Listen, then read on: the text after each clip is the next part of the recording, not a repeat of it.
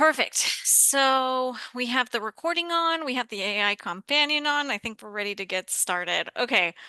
All right, so this is a meeting of the City Seal Task Force. The date is August 18th. Uh, well, I guess I'll just do roll call per usual. And I will go through my list. Just give me 1 second. Suzanne, Here. Aditi, Here. uh, VJ, Here. Dakota, present. Rachel, Here. Poochie, Here. perfect. And not present are Eileen, Carly Dwyer, and Michael Feener. I have not heard from any of them, so they may show up to, well, Eileen is out as we know, but I did not hear from Carly or Michael, so they may show up halfway through. Okay. All right, so moving on. Okay, so we have a quorum of 7 people, so we can go ahead and get started. All right, so before we jump into the approval of minutes, there is something I just wanted to touch on very briefly at the beginning, which is the topic of name preference for folks. So this is something that I have noticed, and in fact, it was pointed out to me by a couple of individuals. But we refer to people on this task force differently. And so just for the sake of gender equity and just for ethics in general, I suggest we have a conversation about it, because I'm noticing that we tend to not refer to the women on the task force by their titles. So by like Aditi, for example, is Dr. Ahlawat, right? And Suzanne is also a professor. And so I just wanted to touch on this topic because I noticed that we refer to Michael Feener as Dr. Feener a lot. So more than anything, I just wanted to have a conversation about it around like, how do you prefer that we refer to each other? And Aditi, do you have a preference for how you would like to be known? And Suzanne, you as well. And am I missing anybody? It doesn't, maybe there's hidden doctorates that we don't know about. I appreciate you asking. Yeah, I mean, for the sake of the task force, I wouldn't mind being referred to with my professional title. Amongst friends, my first name basis, but for the formal meetings, Dr. Aditi Ahlawat or Dr. Ahlawat is preferred. Thank you. Perfect. And Suzanne, do you have a preference? Well, it's funny because in teaching, I asked the students to call me Suzanne, but I did notice that Professor Feener was being referred to as Professor Feener, and I was at one point called Miss Barnes or whatever, and that felt insulting. So Professor would be good.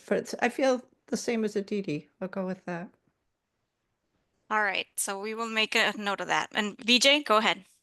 Not, you don't have to call me anything other than VJ. It's just more, I'm just thought it might be helpful to maybe change our Zoom names then to reflect that.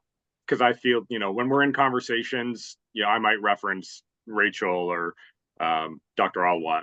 I'll try to stick with that to make sure that that's still there. But I'm glancing at the names on Zoom, so it might be if it's possible for us to place. Here we go. Perfect. Thank you, Professor Barnes. Professor Barnes. Now I won't even. Now it's I won't. So formal now. Okay, I will have to adjust to that, but we will be fine. I will practice.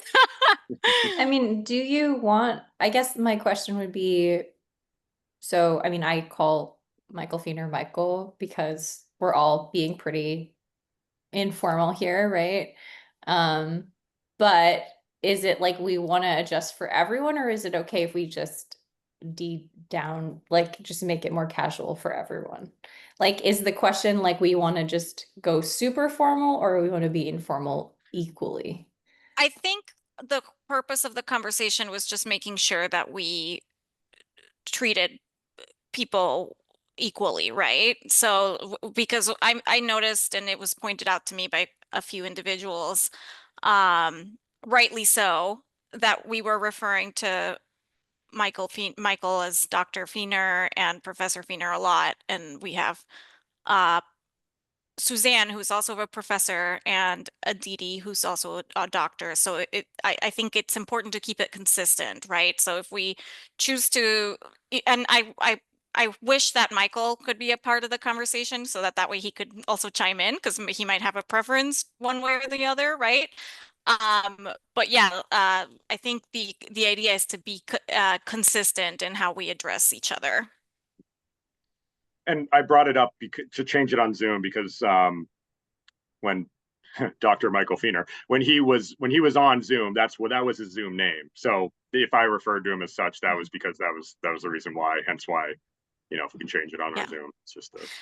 Yeah, and I do think that it just started happening where I started using doctor for him and I didn't use it for Dr. Ahlawat or so it just again it became like a kind of like an issue of gender equity. Which I think is worth mentioning, right? And having a conversation about because if we're gonna use first names, then let's use first names for everyone. And if we're gonna use titles, let's use titles for everyone. But I do think that if we use titles for everyone, then we have to be equally formal for everyone. And then we're like Mr. Joyce, like Miss Zaragoza. So that's why I'm asking just for the purpose of, I mean, I feel that I've recognized this and have been using everyone's first name pretty equally. Is everyone comfortable with that? Is my question. If I'm using everyone's first name. Yes, that might be the easier solution, but I also respect other people's choices. It's just like, I just feel like we have to go really high or we go like, we're just, because again, we have a lot to do and it's just a mouthful to always use to just even call someone like Mr. and Mrs. So-and-so, it feels like time. But again, like up to you guys, just tell, like, let's decide now. I personally don't mind. I'm very low key. I mean, I don't have any titles other than Mr. So if we're gonna go all or nothing, it would be first name or Mr. So, that's just where I'm at. I actually don't have a preference unless I feel like it's an equity issue, like Rahina said. And I know a lot of folks on this panel personally, and it would be awkward if I was called Dr. Ahlawat the whole time. Maybe perhaps for official documentation reasons, we use titles, which as a minute taker, I have done anyways. But beyond that. And maybe keeping also, I like that you keep your title on there, right, for the Zoom. But then like when we talk to each other, we'll all maybe just use first names. Yeah. Perfect. That sounds good. Okay, I was like, let's do it just for a time. I appreciate that contribution a lot, Rachel. All right, so let's just default to using first names and then formal titles for the formal documentation. That sounds good. I thank you for having 5 minutes to talk about this because I felt that it was important. Okay. Any more pressing thoughts there? Okay. Great. So let's move on to just the approving the minutes from the last few meetings. So the first one is from the listening session on July 14th. I did have an edit there. We did receive an email for public input from a Salem Academy charter student. So that was really cool. And I forwarded to the task force and I would like to include that in the minutes as well. But that's the only change I have. Could I add one as well in that same vein? Yeah. We also got the letter from the governor of Aceh I wondered. Oh, yes. Oh my gosh. I knew I was forgetting one. Thank you so much. Is anybody hearing that sound? No. What is the sound? What's I it sounded kept like? getting like a Zoom beep, beep. Very odd. It had never happened before. It just stopped, but it was consistent for about 30 seconds. Yes. So the Uh, AAPI governor's letter should be included as well, if it isn't already. It's not, because I thought it went out to, hasn't it gone out to the city councilors, everybody already? But I'll Yeah, but include we should it. include it. Yeah, Oh, we we need should, to okay. include it for the purpose of the public record. Mhm. Okay. And I think everybody else who we heard from should already be on there. Those were the only two who were not in the minutes. Yes. Thank you, VJ. Very, very important. I missed that one because I think I've had just forwarded and it was out of my mind. So thank you for pointing that out. and I take it whenever we get letters like this, these should go or are going in the shared file. Same thing with the letter we just got a couple hours ago. Or So that's a good question. So we are definitely including them in the public input documents that we're collecting, but I had just been doing it as minutes. We can also include it in a folder. That's easy to do. okay. Just because the public input document, that Excel file, unless there's another one going around, I think those are just when people fill out the public input form, that stuff gets entered in. But any letters that come in through email that get then forwarded onto us, I'm not sure where those lie, if those are in the record as well somewhere. Yeah, so they're captured in the minutes, but to your point, VJ, I will also include a document in the public drive moving forward, just so that they're easy to find there as well. Great. Because the That should listening be, oh, session sorry. minutes, the listening session minutes were published as part of the minutes, right? Or will be published as part of July 14th minutes. So if you Yeah. go on the salem.gov website, it should be there under the date, right?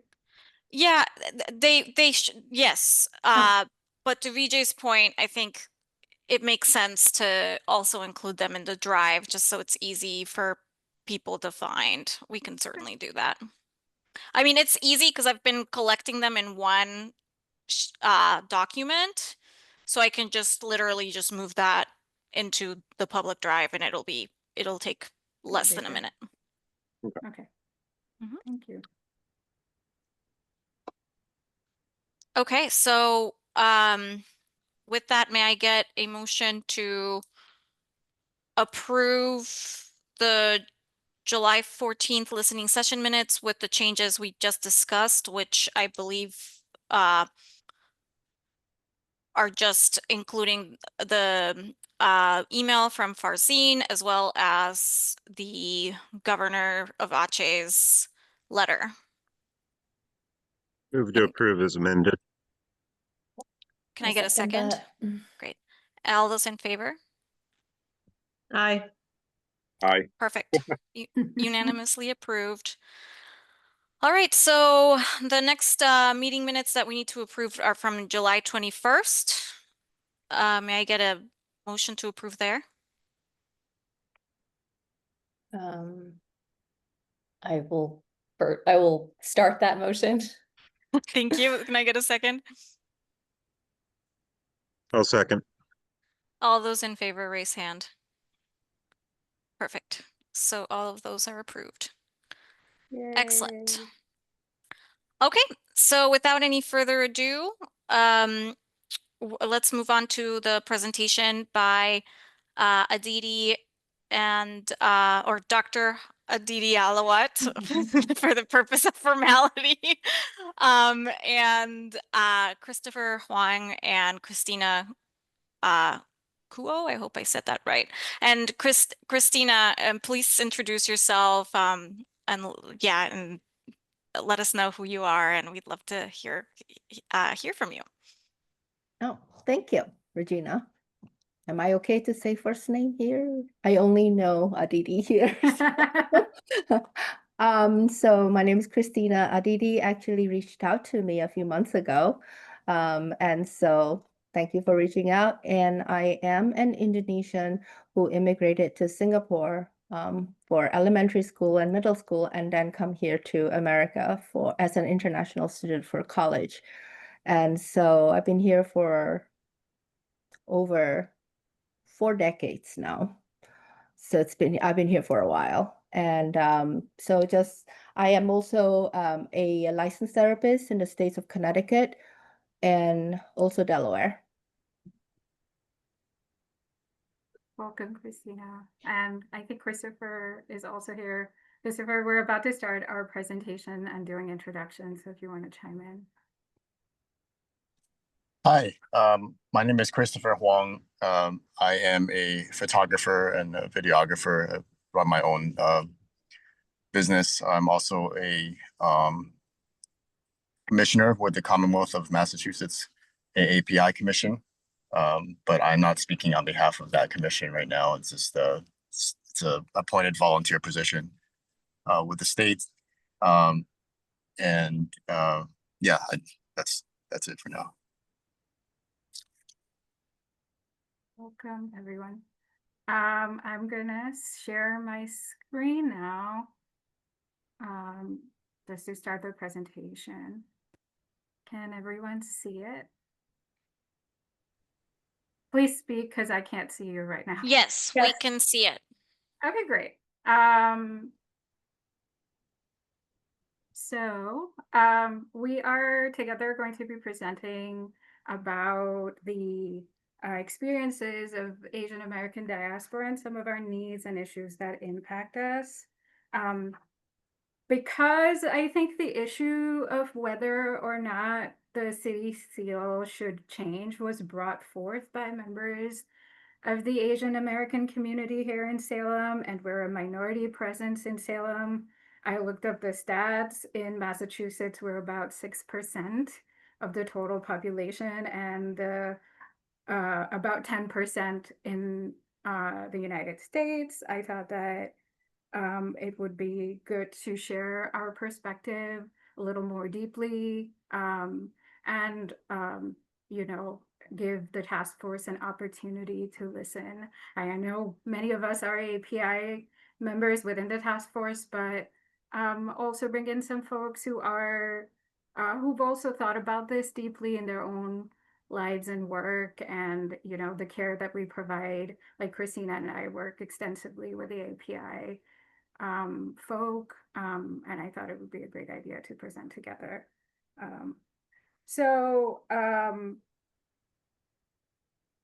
We've already done introductions, and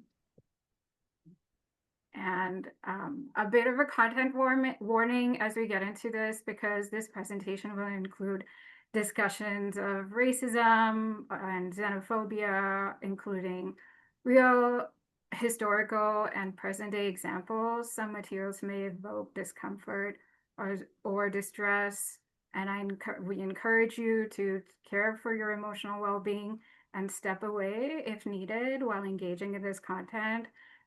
There's a small video of about 10 minutes, actually, I will show as part of the presentation. And after that, we can take a small 1-minute break, because it's a very emotional and evoking video. So please take care of yourself. One of the things that I thought it would be helpful to also talk a little bit about was why focusing on a historical context only is kind of problematic. One is that as a psychologist, my focus is on the psychological impact of images, especially those images on marginalized communities and society at large. But also, in my opinion, the image of the city seal feels like a representation of a nostalgic, mythologized vision of American free trade imperialism, including a highly sanitized depiction of that trade. Now, I'm no historian, I'm well aware, and I don't want to, walk into territory that's not mine. but from reading and just being a hobby, you know, like reading history and cultures and about cultures and things of the sort. And it felt like this image is from the 18th century America. And this was a time when revolutionary ideals were beginning to clash with existing social hierarchies and inequalities. What I mean by that is that this was a time that highlighted a lot of contradictions within American society regarding American values of liberty and equality. I remember asking Vijay when he was doing his presentation about the makeup of the aldermen and like why, what was, you know, who were the decision makers, who were the stakeholders when the initial seal was, you know, assigned to represent Salem. And what I learned of the time is that this was a time when white male landowners and merchants gained a lot more political power, while simultaneously a lot of enslaved individuals and women continued to face significant oppression. And this disparity led to more discussions about human rights that would shape future reform movements and demonstrate how, you know, demonstrating how these thoughts and ideas both transform society and, you know, this is what led to the suffragist movement and civil rights movement, and the Civil War happened right after. So we were like talking about a time when liberty and equality was brought into question, and people started thinking about it. And I would like to carry that spirit forward in the conversation that we have about the city seal even today. These imageries need to be explored and examined, and let's do it. And I'm going to present one perspective for everyone to consider. Here's some resources about that. There's a book called The Secret Trade and Porous Borders that I read a little bit, and it really does talk about how the free trade, the US's trade and presence in the early 18th century, 19th century into the 20th century was not this like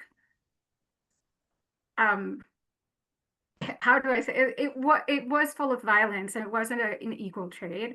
But also goes into some other interesting information about the US military presence. We were not an official colony like the British or the Dutch, but there were certain politics that was played in the way that the US operated in Southeast Asia at the time. Another really interesting article that I want to offer to the audience is about this idea of preserving history. It does not have to mean broadcasting problematic imagery in public and civic spheres. And there's a really, you know, there's a really cool high school writer and, you know, future journalist, Annie Zhang, who wrote this article about Confederate statues. And she wrote an opinion piece about how we should rid all of the United States of Confederate statues, and talks about how removing problematic imagery will not mean that we're hiding history or getting rid of symbols. Rather, it'll make all people, regardless of who we are and what backgrounds we come from, feel safer and welcome. And that's one perspective to consider. Just to carry this idea forward, I also found this, so 2 weeks ago, I went to Burlington, Vermont for a vacation, and I ran into this like the Shelburne Museum. It's a very popular folk museum, and they cover a lot of like histories and themes of Vermont. And there is this exhibit about Circus Day in America from like early 19th into 20th, late 19th into early 20th century. And it had these, you know, like floats, just like a modern day parade or procession like images of like what a typical circus day at the time looked like. And it had acrobats and clowns and, you know, like pyrotechnic artists, artists and things like that. And one of the things that was really interesting, they're all not caricatures, but they are miniatures of an actual circus from the time. And amongst those images were also these caricature-like images, like little cartoonish figurines that were the Asian procession or float, or this one from like the Middle East, or like, you know, specific regions. And I was just reading up a little bit more about that and learned that a lot of Asian folk were showcased as like, you know, freak shows during this time. So wherever I looked in the late 18th century and early 19th century, I encountered these images everywhere. And it became harder and harder to believe that this one image that exists on our city seal was this harmonious and an image of diplomacy and harmony, considering all the other narratives. And you know, Professor Barnes has talked about this earlier in her presentation about the common elements between some of the aspects of our city seal, with the person that's depicted with the parasol and the facial hair and the, you know, ponytail and all of that, that were mirrored in a lot of these other images as well. So um, again, this is my perspective and based on the research that I did. Not a historian, but I wanted to set the tone for our conversation today as we look at the Asian American diaspora. I'm going to pause and open it up for any additional things that Christina or Christopher you'd like to add.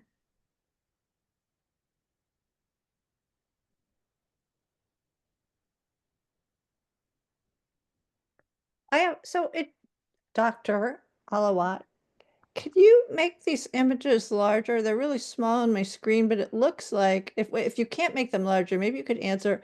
It looks like that the iconography is of this, with the little parasol, the little hat, the little robe, like those two people that are sitting on top of the wagon. Yes. Yeah, Uh, and there's a male person in the back with the hat and the tail, like ponytail, holding up the flag, and there are two women figures in robes with the parasols in their hands, and they were called the Crocodile Den, which was bizarre too. And that was not the only depiction. There were also like folks who were considered like Arabian, or like you know, women with like a veil, and like very like fetishized images of women that I did not show in this um um in this slide, but yeah, there were a so lot of parallels we could talk about this later.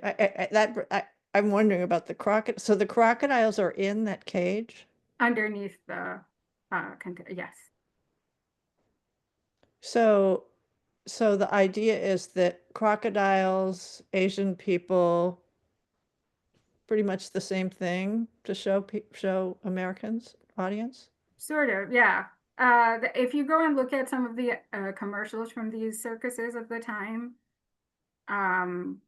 they use even more offensive language, like "come see the fill in the gap," you know, the Chinaman. Or there was this one about come see this Asian woman, and she was the first Chinese woman. Like it's like people on display. And this is exactly around that time, even like later. RCO was in 1839, right? And this is 1870. So just imagery to consider. Yeah, so moving into the more contemporary and current context, right?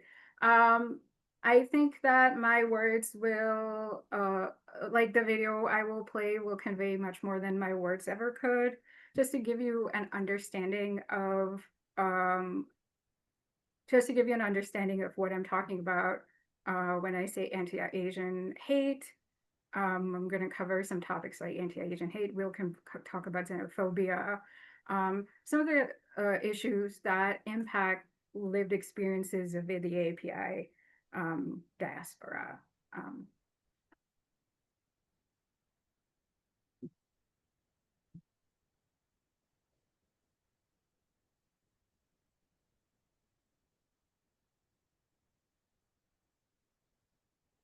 Please let me know if you can hear when I play.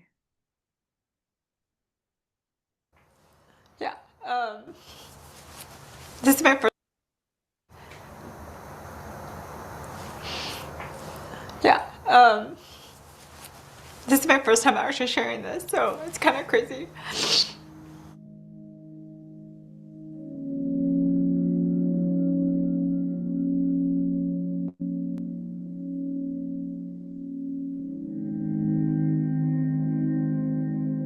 My name is Stephen Ho. I am 31 years old and I am Vietnamese. I'm Mike Kim. I'm Korean American and I'm 43 years old.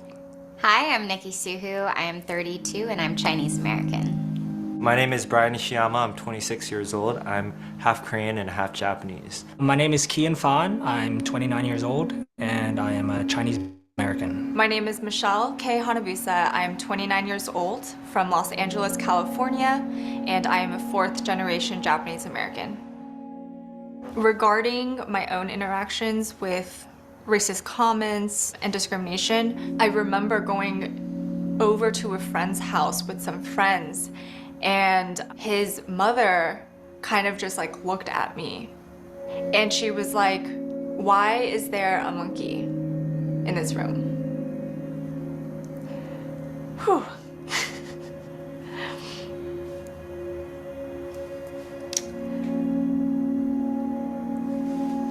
I remember like going home and telling my father this, and he was so upset.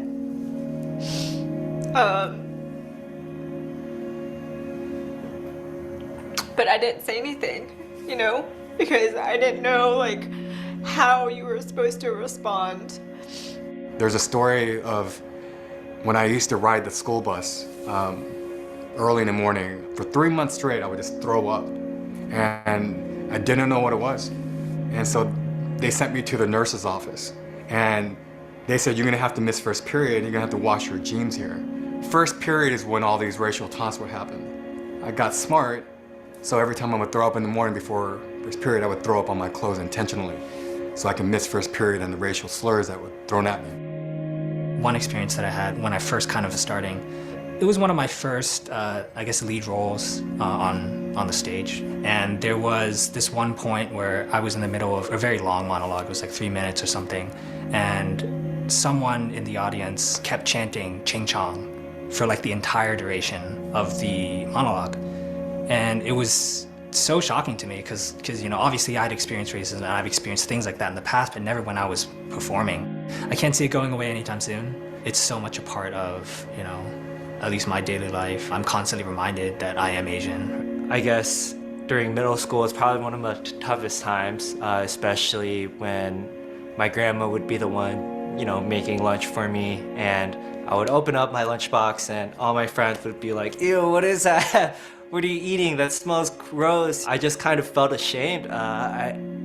I remembered that I would just throw away my lunch every single day. I would just come back home and kind of tell my grandma, like, I don't want, you know, rice and all this Asian, Korean food, Japanese food. I want to be like normal like others. It kind of makes me feel a little bit angry. I wish I could have just kind of stood up for myself and kind of introduced them to the culture. Like, but at the same time, I didn't know. So obviously, you know, I just thought I was white. So the conversations with all these hate crimes do come up with my friends just because it makes us worry about our parents. There's always that constant thought of what's gonna happen to my mom if she just walks alone in the streets of LA. You know, you just never know what would happen. And it's just heartbreaking to see that there are people like that exist. So my last name's Ho, and the jokes were endless. It wasn't something that I would go home and try to explain to my family. I never said anything to them that, hey, this is happening, and you know, it's hurting me, because I don't know if I registered it like that. It sucks thinking about it now, but I let it happen. If I leaned into it, it hurt less. Like, yep, that's me, Ho's here. It didn't work. You know, I felt terrible the whole time, but externally was me laughing with them, trying to laugh with them. instead of being confrontational. I do believe that if that pain was taken away, I feel like maybe I would have been more courageous to, you know, pursue the things that I loved earlier on in life. For anyone, it doesn't matter if you're Asian, you're Black, Latino, it doesn't matter if someone attacks you at your core and you're just taking it day after day, year after year, what that does to you tomorrow, the years after. Trying to let go of some of these stories in my head, it's so hard. So my experience growing up with racism as an Asian American, when you asked me that question originally, I was like, I am not even sure what to say. Have I experienced racist things? I remember in high school, people called me a banana, yellow on the outside, white on the inside. But what I thought was actually more interesting when I started to think about my relation to these racist acts was that I actually embraced them. And I didn't think that they were racist because I wanted to be accepted. I wanted to feel good about being like everybody else, like being white. And then I realized when you actually made me start thinking about it and how kind of sad that really is, that I have to be that token Asian, or that I have to embrace these things in order to be successful. I don't know how to feel because I feel shameful, you know, I feel bad that I don't know, that I am not more Asian, you know, that I don't want to embrace it because it won't make me fit in, or it won't make me be loved, or it won't make me feel protected. And I know that my deepest fear is that I feel that I need protection from the world. There's a sense of numbness. In reality, it's more just compartmentalization, right? It's not really numb. It does affect me still. You know, you hear it enough times and it hurts a little bit less, of course, but it's still there, right? I mean, it still brings up those, you know, feelings and those memories and all that. So, yeah. I do have hope that things can get better. We've felt so voiceless for so long. We never felt like we did have allies in this. So I think trying to build those connections, you know, and gaining support, I think is very important. And I do believe that all forms of oppression are linked. When I started doing comedy, it was to get my story out. One of the unique things about the stand-up, some of the stand-up that I do, is I speak Vietnamese. Initially, I didn't think people would go for it, but I did a couple segments of me speaking Vietnamese and translating it to English, and the audience loved it. They responded, you know, well. And so that told me that, you know, they are ready to hear our stories. We just have to put in the effort to write it down and believe that it's worthy of stage time or screen time. My strategy is to play in the game so you can change the rules, because I would hope for it for anyone of any color to not have to consider with limitations the color of their skin in determining the type of life that they want to live. My whole mission was to try to fit in and try to be accepted by other communities that don't look like me. I was so integrated in a different part of me my entire life, and then college, that post-college, that was really the journey when I was like, you know what, I need to change everything completely because this isn't working. And I didn't know what that meant just then, but I started to explore and really try to learn my own heritage and my own culture. I was like, yo, this is dope. Like, our community and our culture is so cool. And I think that's when something sparked inside me, where I was like, I did not embrace any of this growing up. When I started to really find my purpose and like my voice, that's when I started to really feel confident enough to say something and to speak up, because I couldn't just sit there and stay silent. I'm very proud of being Korean American. I'm proud of being Asian American. And I'm proud of trying to voice my opinion and tell my story. I made a promise to myself then I'm not going to mute my experience based on making someone else more comfortable.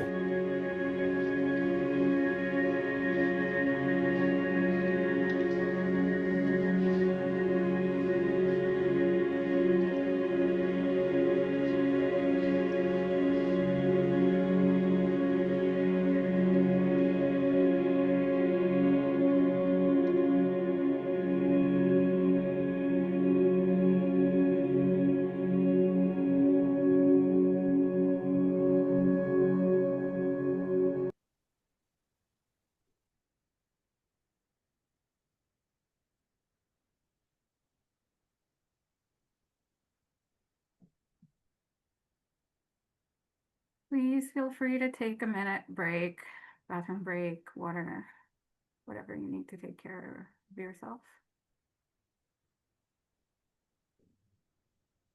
And we'll continue.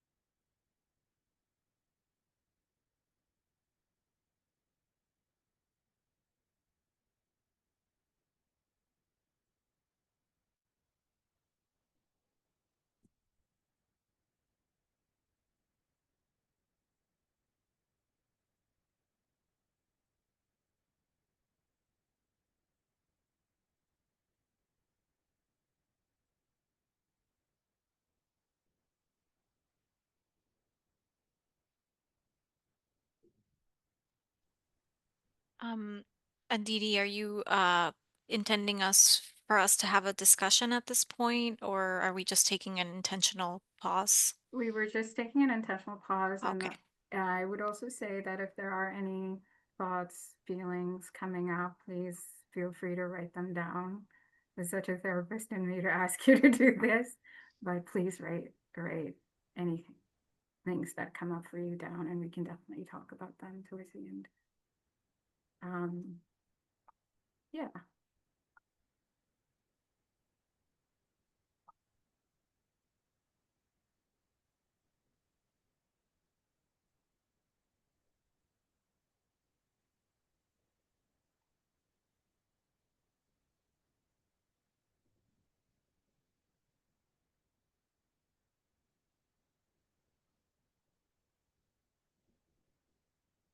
Yeah, so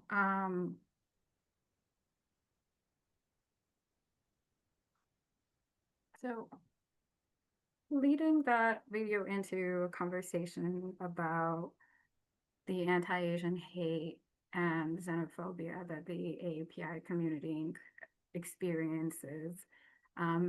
Although that video was from a couple of years ago, there continues to be a lot of hate and violence directed towards the AAPI community, and it's remained widespread and deeply harmful even in 2024. StopAPIHate.org is a national nonprofit that collects data and does research and provides support and resources to folks who have experienced hate crime, and also provides a lot of educational information for folks to understand experiences and needs of the API community. And they published a report titled Still Under Fire, And here are some, you can go to their website to look at the details of their report, but here are some recent excerpts from some of the hate crime and anti-Asian hate experienced by community members across the US. There's a little girl who was handed a green colored paper calling, you can read, I don't even want to speak them out.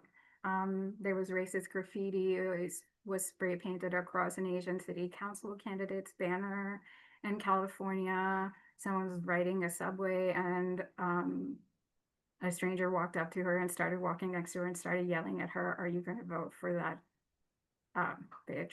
Sorry. Referring to the election that I had last year. Yeah. So you can go and look at more data information to understand the effects and the experiences of AAPI community, and also the racism and the bigotry that is experienced by AAPI community members across the US. There's another stereotype that's placed on AAPI members in the US. I would call it forever foreigner or the perpetual foreigner stereotype. There was a research conducted in 2022 by the Pew Research Center that said that Asian Americans are often seen by others as foreigners, regardless of our citizenship status or how long we've been or our families have lived in the US. Here's some data about it. About 1/3 of Asian Americans in the research say that people have told them to go back to their home country. People have mispronounced their names, about 68%. People acted as if they don't speak English, 39%. Someone said that they should go back to their country, 32%. They've been criticized for speaking in a language other than English in public, about 22%. Yeah. Another issue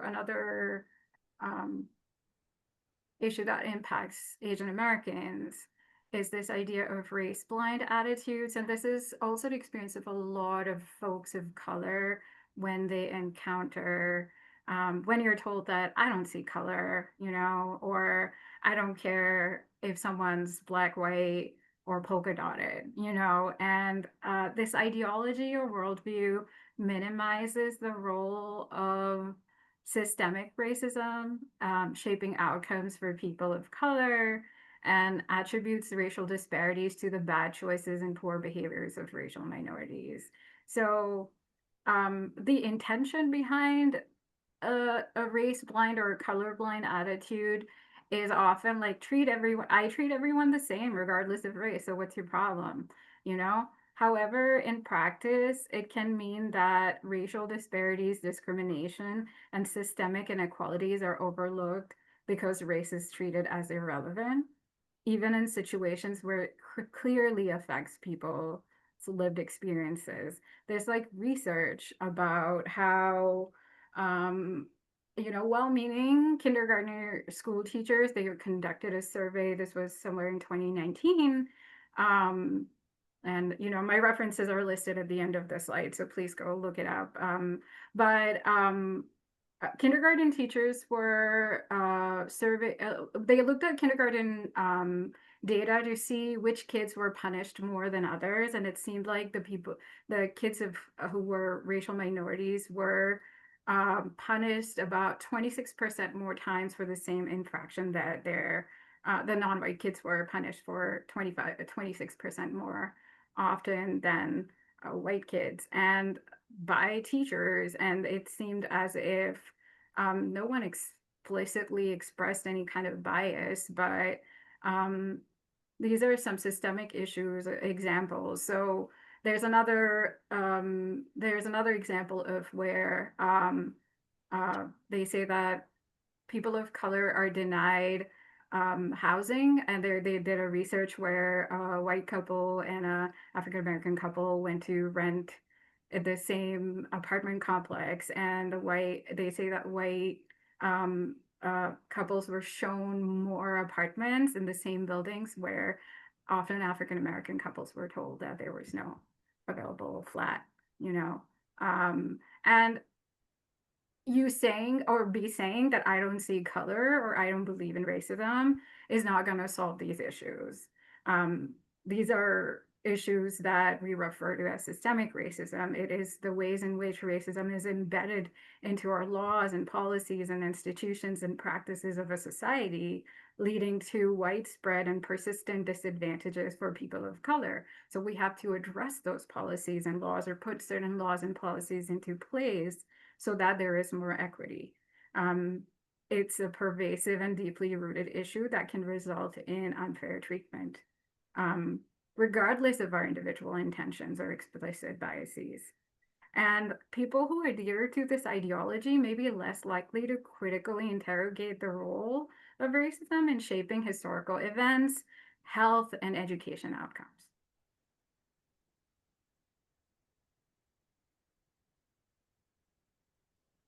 Another issue that impacts AAPI community and a lot of people from the Asian American community is this idea of model minority.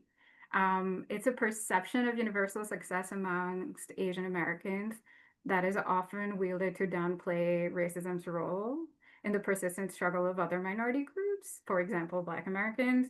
There's a very interesting book called The Color of Success, written by Professor Ellen Wu from Indiana University. I really recommend you check it out if you have time. And also, you don't like the contemporary stereotypes like crazy rich Asians and, you know, people who are depicted as really successful, or that put a pressure on a lot of folk to aspire for perfectionism in the AAPI diaspora. Now, I'm not saying everybody experiences this, but this is common. It is often perceived as this like positive thing, whereas, you know, like, oh, you know, you had the South Asian woman run for president. Why are you anxious? Or why do you have problems? There, you have role models and things like that. And it also sort of narrows us down into these like compartments that don't always apply to everybody in the diaspora. So, or our interests or aspirations, you know, or what the meaning of success looks like. Christina, you want to chime in? You said you wanted to talk at slide 13, so I'm. Yeah, I think when I deal with a lot of my clients, the model minority myth definitely do come up. And so then I do agree with what you have been saying earlier on, which is like, you know, for a lot of us, there are a lot of pressure in behaving the way we should be. We are quiet. We go with the flow. We do not cause problems. After a while, I wonder then, what does that do to our next generation of children as we raise them in the United States? I know by looking at the video earlier on, this is the 2024, so 10 years ago when my children were attending high school, they still were experiencing that when compared to when I came here as an international student in the 1980s, I felt that I was more welcome. So I think that's something to think about. And I remember moving to my community where I purchased a home with my husband and brought up my children. The first thing they told me was that, thank goodness, it's the Chinese that is moving into our neighborhood. That is not a compliment. And that is still a reality. And I do think that when people say, oh, you know, this is not really a big problem right now, it is still a problem. Our children are actually facing this problem, especially the young adults.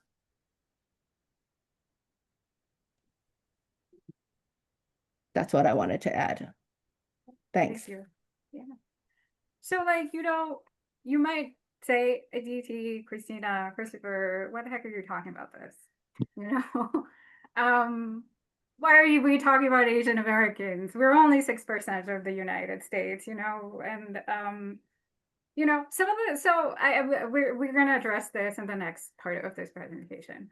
So some of the predictable patterns of reactions when we talk about anti-Asian racism or anti-Asian hate is one of the most common ones is, but Asians in Asia are okay with this. Why do you have a problem? And there's always like this comparison and reference around this, whereas the thing that I was trying to talk about for the first half of this presentation is this idea that the racialization and the experiences of Asian living, working, immigrating to the United States, to the West, are very different and very unique than the folks who live in our home countries. Their racialization experiences are very different. They are not necessarily the minority in terms of racial experiences. Maybe ethnically, yes, maybe culturally, community, perhaps, but those experiences are very different from what the AAPI diaspora experiences here in the United States.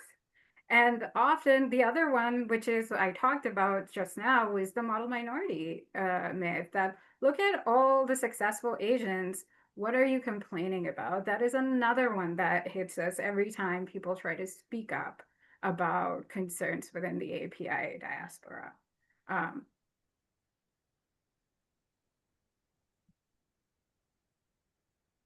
So Chris, I'm gonna let you speak for a little bit and pass the mic to you. Why don't these arguments work? Okay, so I wrote this article. Would you mind sharing the link? Yes. So yeah, these bullet points. So I hear this a lot. It came in the context of a lot of Asian Americans around 2018 were upset, or previous to that, were upset about a movie called The Great Wall, summarizing, using the title, the grandiose title of The Great Wall, and starring Matt Damon as some sort of hero, white savior character. And this was created in Asia. It was Asian cinema. And a lot of Asian Americans were like, what is this? We don't need this kind of movie of a white savior. But there are a lot of Asians in Asia who are okay with it.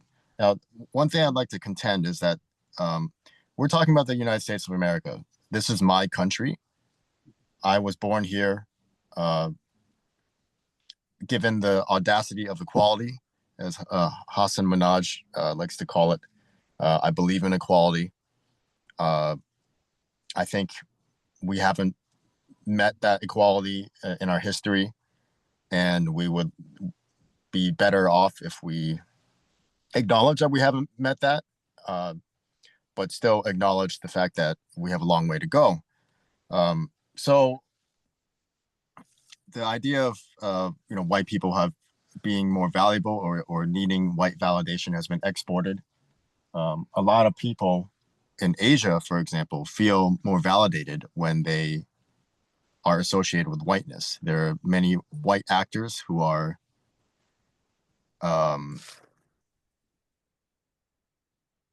more valued in the modeling industry or in the advertising industry, more so than Asians. But at the same time, Asians in Asia are exposed to a lot of media that center Asians. So they don't have this experience of Asian Americans facing racism. And when we're talking about Salem, a Salem state seal, it doesn't matter what Indonesian people think about it. We're talking about Salem. We're talking about Massachusetts Asian Americans. I think those opinions should be way more valued than Indonesian people who do not have any sort of racist context to it, and also have history, centuries of history of white missionary work, white colonialism, dictating their ideas of, oh, wow, an Asian person is on a state flag. So their opinion, I would contend, is very, very irrelevant. It's sure, it's interesting. It's interesting to hear, but really it doesn't matter. We should be focusing on the Asian Americans in Massachusetts and particularly in Salem. Now, I don't live in Salem, but it's still, I'm a Massachusetts resident. And I think it's disingenuous and it's irresponsible to bring in Indonesian opinions. Do you have, sorry, can you skip to the next page? Yeah, sorry. Yeah. So, one of the interesting exercises that I came up with through reading, I don't have a text sharing button on our chat because it's all public record and recorded. So I will make sure I share your article. But there was an article that Christopher wrote called "The Differences Between Asians and Asian Americans," and there's a little exercise that was at the beginning of it to understand how racialization works, and these are some open-ended questions to deliberate over.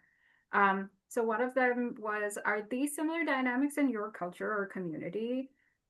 So for example, it's similar, like, Italians and Italian Americans, Irish and Irish Americans,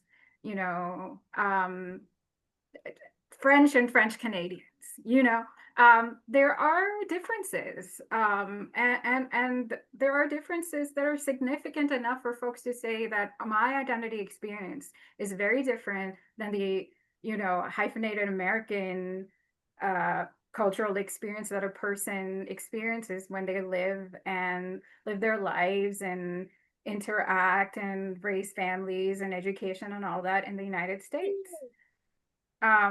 And so the question, and also to think about how generational differences, immigration experiences, location and region that influences these dynamics, right?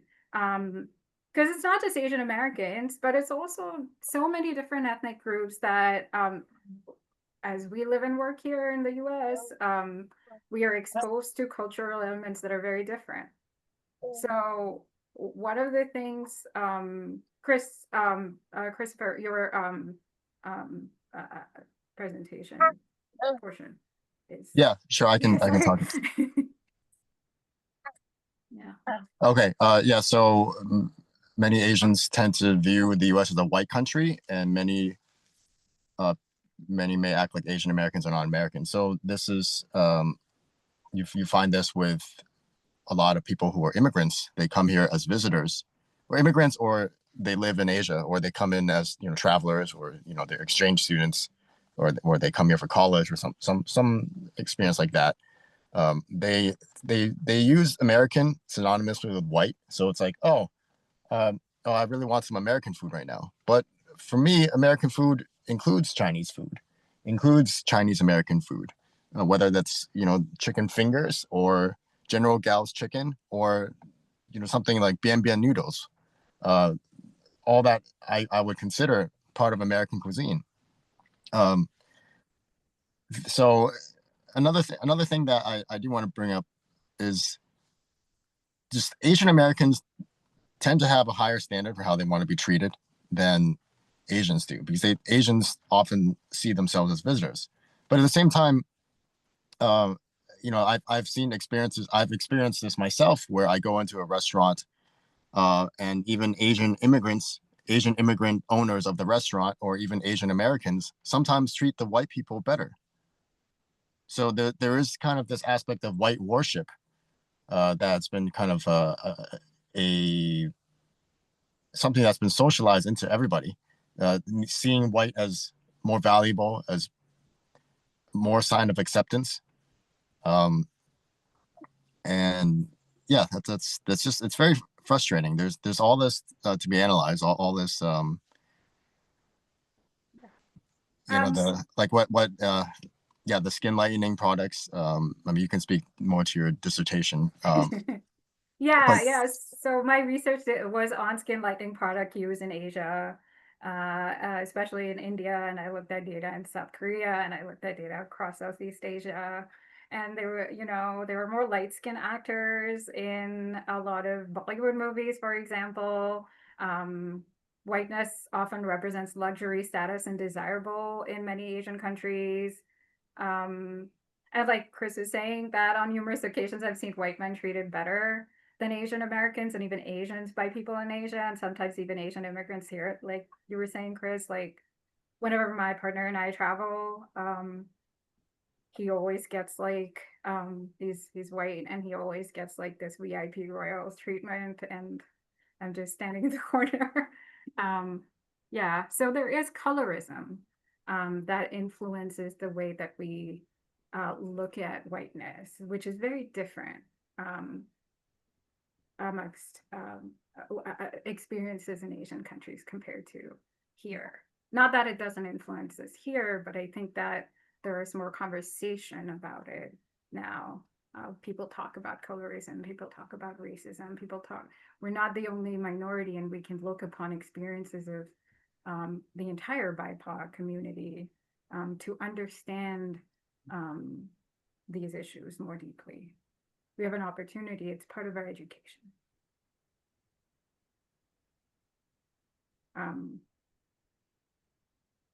Christopher also talked about Asian stereotypes that are often used as jokes, imagery, and caricatures, similar to some of the illustrations that Professor Barnes showed and I showed in the first half of my presentation.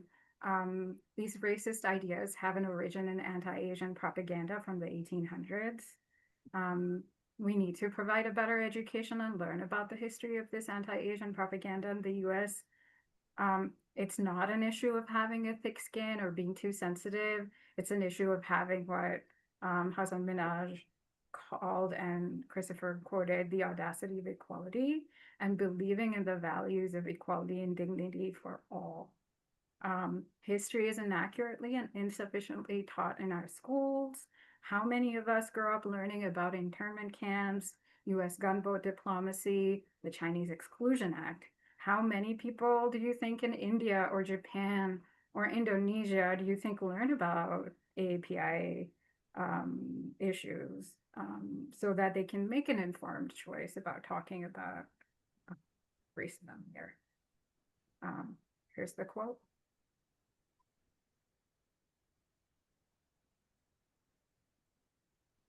So how do these issues that I've covered impact the task force process? So the number one question I will ask is, whose voices are we centering? Are we considering the local AAPI community who are requesting this change? Why are we pushing towards finding the Asians who are okay with this? Also, every person who has spoken about changing the seal has been attacked online in one way or another. Most Indonesian people in Indonesia don't experience the racialization that happens to Asians living and or growing up here in the US. Anti-Asian hate is also part of our American history when looking at the meaning of historical artifacts. And when whiteness is elevated globally, and especially in Asia, I wonder what it says about white folks who live, work, and travel through Asia.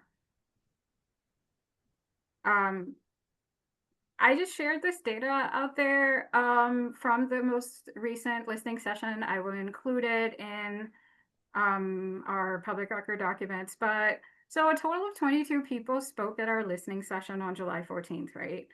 8 out of those people who spoke self-identified as folks from Indonesia. 10 said that they were Salem residents. 1 person said they were Achinese but living in the state of Washington. 1 person was from New Zealand. 1 person identified as Achinese from Perth. And all 8 people who spoke that they were in favor of keeping the seal as it is thought of it as a historical image that needed to be preserved. and all of them who spoke referenced conversations and connections to Professor Fiener, with 4 speakers saying that they have a long-standing academic connection with him. 5 people spoke who were residents of Salem who said they were in favor of keeping the seal. 5 people said they wanted to change the seal. So this is data for us to look at. What does that mean? What does this data mean? If you look at this data in light of your understanding of anti-Asian hate and the presentation I just made, I just want to go back to the question about whose voices are we centering given all that I have just shared?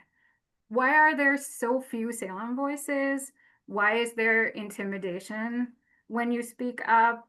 Why are we going halfway across the planet to listen to Asian people when we won't even listen to the AAPI voices in Salem? I did want to add one more point. The idea of holding on to this imagery as tradition, as history, I find this to be just very, it's just very fraught with a lot of dangers. We have to remember that white culture, white history in the US involves holding on to imagery like lynching postcards.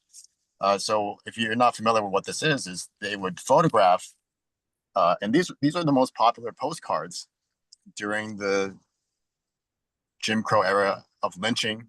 And this is not this is like 1940s,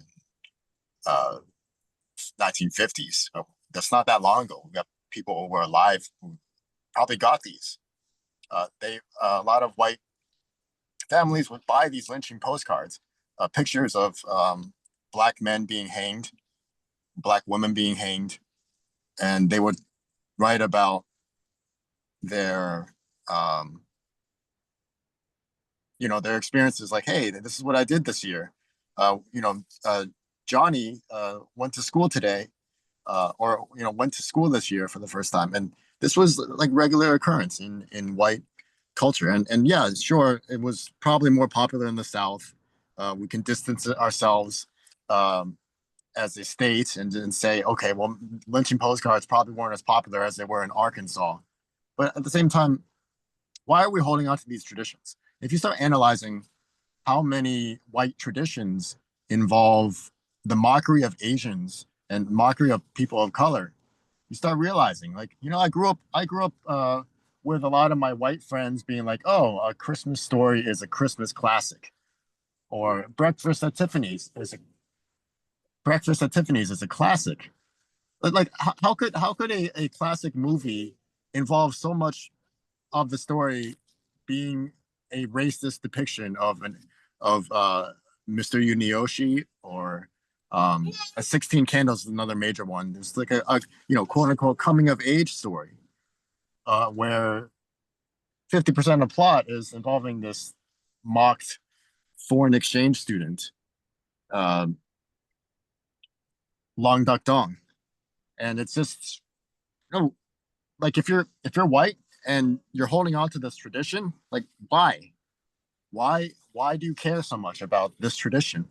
And granted, I don't think this imagery of this Indonesian man, or allegedly Indonesian man, is it's not equivalent to a picture of a hanged Black man, a dead Black man murdered. No, it's not equivalent. But if you're holding on to this imagery, why? Analyze your own history. And yes, there is a difference between white culture and Italian culture. There's a difference between white culture and Italian American culture. I mean, there was a time when Italians weren't considered white. So all that is, super complex. This is a very nuanced topic, complex topic. I can't begin to delve into all the complexities of this. So I spoke very briefly, and I might, garner a lot of hate from my comments, but I'm willing to defend myself if anybody wants to actually respond to critique what I just said. I actually also wanted to say something too. Oh, Go ahead, Christina. yeah, I think as an immigrant from Indonesia, I am quite offended by that image on the seal. Just because when I took that image and showed my Indonesian friends, my father, who is in his 90s, and also all the people that we know, my relatives from Indonesia, and I said this represented Aceh, they were just like, you know, white people, they don't know anything. They just put anything that they want to on the seal. So to me, it's not because they themselves don't care about it, is they think that over here, the Western world is so uneducated, don't care about thinking about the history and also the accuracy of the history. They just put whatever they saw on a flag, a picture that depicted Asia. Athenians don't dress like that. We don't. Traditionally, please take a look at the historical photos, pictures, real historical books. They don't. So when you put something like that on a seal, they don't represent people from Indonesia. That is a Qing dynasty, late 1800, maybe even very early 1900, Qing dynasty men. The parasol does not mean anything at all. So I'm asking, if you are to commemorate or even just like doing something about remembering what the trade looks like, why is it that person on there? And why do you even use the word Indonesian or Athenians? Accuracy is important. If for not anything else, look up the facts. He came up, Professor, I don't remember his name, but that other professor came up with 22 Athenians who are possibly working with him and has some kind of other relationship with him. I'm asking people who are not related to any of these projects at all, but asking their honest opinion about what you think of this image.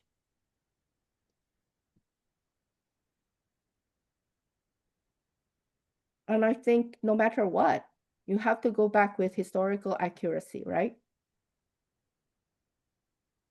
We have this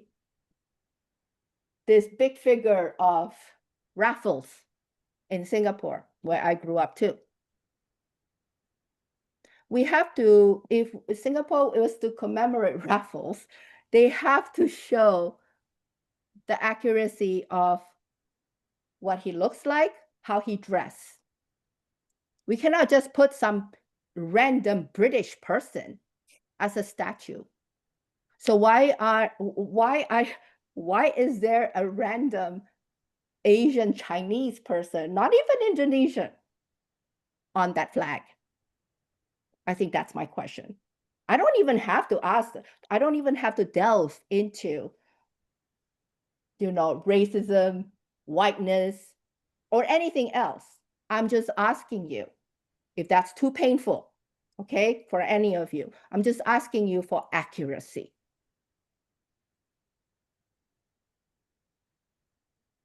Look up, there's so many history books out there. Please go to DC. Boston library system, my God. I grew up in, I went to school in Boston. I love that library.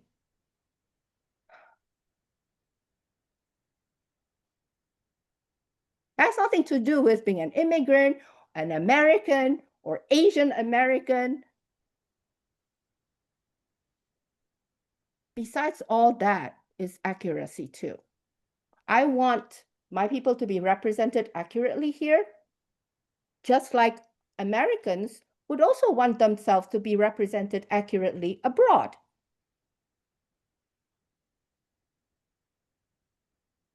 So again, you know, I think I agree with Christopher. Maybe none of you agree with me, or some of you are offended, but I have said my piece. I am not going to be quiet about this, so.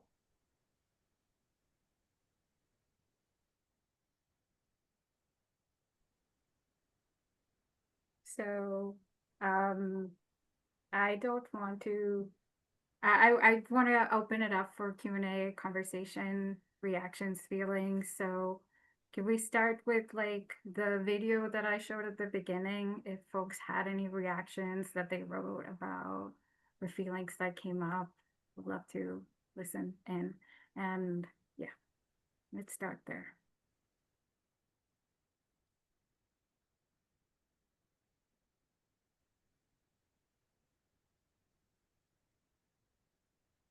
I'll just start. Yeah, I think that the video, at least for me, obviously with this, my lived experience, felt very accurate. I feel like a lot of those things have either happened to me or like I've seen it happen to someone that I know. So yeah, I didn't actually like, I felt like as a as an artist, I was like, this is a very like the video had been shot in a dramatic way, but like actually everything, like nothing was dramatized. Like I was like, those are just facts, those are stories. Yeah, I mean, I think you know, I'm Latina, I'm Mexican, so um I've definitely experienced similar things through my own lived experience through that lens. Obviously not the same, not in the same context, but you know, definitely comments and um, some things that were not even not even like microaggressions, but like blatant racism. And those are things that you do carry when you're living in the US and it affects you deeply. Um, so I I do think this is something that it's a sort of common thread that BIPOC individuals in the US do do hold, you know, it's that commonality. Um, and something that stood out to me along those same lines from the listening session that I wanted to make sure to share so that it's captured in the record, it's that I noticed immediately that the people from Salem who were people of color, 100% of them, um, were in favor of changing the seal. So if you think about it, it was Colby, it was Flora, it was Ana Nuncio speaking on behalf of the Latino Leadership Coalition, and it was Michael Corley. And all of those individuals spoke in favor of changing the seal, right? And not all of them are from the Asian American community, but that was something that really did stood out to me because I think you even if you're not Asian American as a BIPOC person living in the US, you do understand on some level what that's like.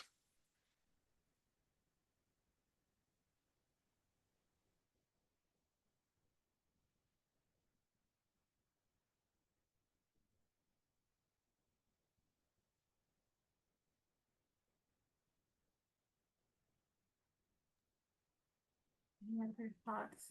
I think one of the things I would say as one of the few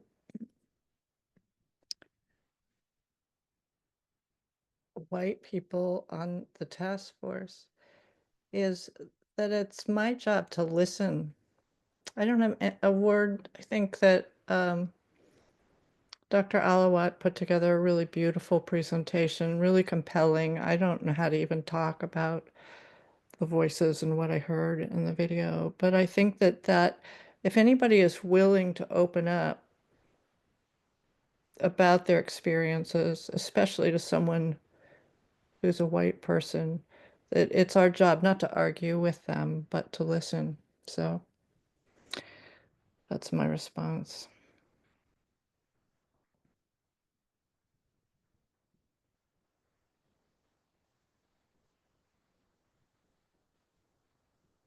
Thanks, Professor Barnes. Um, Moving on to other aspects of the presentation. I know, BJ, you had your hand up earlier. Yeah, go ahead. Yeah, totally. Thank you, Dr. Ahlawat and Christina and Christopher. I appreciate those. I appreciate that insight. because it's, it's definitely something, and Christina, you touched upon this as well toward the latter half of your comments about the accuracy of the seal. And one thing that I've presented a few times is that the current city seal as we have it has been unjudiciously adjusted based upon the work of the engravers, not so much the creators of the seal, but the people that are actually doing the engraving work. I'm going to be presenting something. I'm still getting stuff from PEM on an artist named Ross Turner, who did a reworking of the city seal in 1888 because of this very fact that it was so bastardized, for lack of a better term, over the years because of the people engraving it and whatnot. The initial engraver, in fact, made it a woman when it was very explicitly a man, and also put it as, it also, in fact, depicted them in, as you pointed out, Christina, traditional Chinese clothing and not Sumatran clothing. And what I find, and so to the point of accuracy, I also brought up the original sketches of the city seal from the person that had, put it together, and the clothing is very different. And so I would be curious, from an understanding of accuracy, to know if that or if that original depiction is actually more accurate because of the fact that what we see now today is, a bastardization in a sense. Because, we're also dealing with 19th century technologies and trying to understand it in the 21st century, where we do have more control over these images, especially how they're depicted, especially as going back to their original creation. So, and I won't take too much time with this, but I just, if it's okay for me to share my screen real quick, because I was pulling up the comparisons just to give, because Christina, I don't know if you've seen this before or not. So, and I value your opinion on this, especially given your what you mentioned about accuracy and being from Indonesia. Let's see here.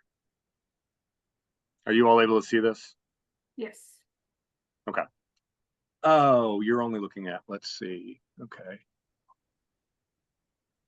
I think, yeah, okay. So you're looking at it looks like you're looking at the current city seal. Is that right? The current one? Correct. Yes. Yes. There's not two images up on the screen. Is that right? Yeah. Correct. Yeah, just one. Just one. Okay. So let's see here. So we have the current city seal, and then we have the original sketch of it. And the Ross Turner, the artist that would do the recreated seal to fix it, I should say, to bring it back to its original intention, made note of this when he presented these original city sketches, these seal sketches, as you're looking at here, to the Peabody Essex Museum, in noting that the engravers had taken a lot of liberties with it, and it was a far cry from its original creation by people that had direct connection with the Achinese. So I'm like I said, I'm going to be giving more about this as I get more of the documents from PEM. They actually have the watercolor that Ross Turner did, and so looking toward that. But I just wanted to touch upon the point of accuracy in that regard, because you're absolutely right. It is not accurate to how the ancient Achinese, not ancient Achinese. Sorry, that's wrong of me to say. The historic Achinese were depicted specifically to the time of 1839 when the seal was created. So that's really what I'm also getting at, because there is talk now of, and I think it came up just from the depiction, the Fu Manchu, the parasol, all this kind of stuff. It is tied into modern day racist caricatures. But what I'm curious of, and not to say that this would make it okay, but what I'm curious of is, did people look like that in 1839 in Aceh? I don't know. Were they wearing those facial styles? Did they have that clothing depicted in the sketch of the seal? Because all this is exactly what we're sort of getting to the bottom of. I would say that, because in Aceh at that time along Sumatra area, and there's the Dutch who come also for spices, right? And also people from China and India. So there are a lot of people from the Western and also the more of like the other Asian countries who are also in Indonesia for spices, right? So you are going to see a lot of different type of people. Okay, got it, right. Does that make sense? Right. Yeah, oh, absolutely. Yeah. Right. And dealing with the Achenese, right, they would be, That is not Chinese clothing. I can tell you right now. even Definitely in the not. original seal. Yes, no. For the people along Sumatra and Indonesian people, you know, the traditional, the way they dress, the way we dress is like there's gonna be like, where is the sarong? There's not even a sarong on it. So I'm just saying men and women wear sarong, right? And so that may look like a skirt to the Western people because essentially it's a piece of cloth that you wrap around yourself. However, if you show me a photo of or an engraving or a picture of somebody who is at least clothed in the sarong and also the headgear, the traditional headgear, I can maybe say that, oh, you know, they took some liberty, but there's some resemblance. That person was not told that that's a Chinese person.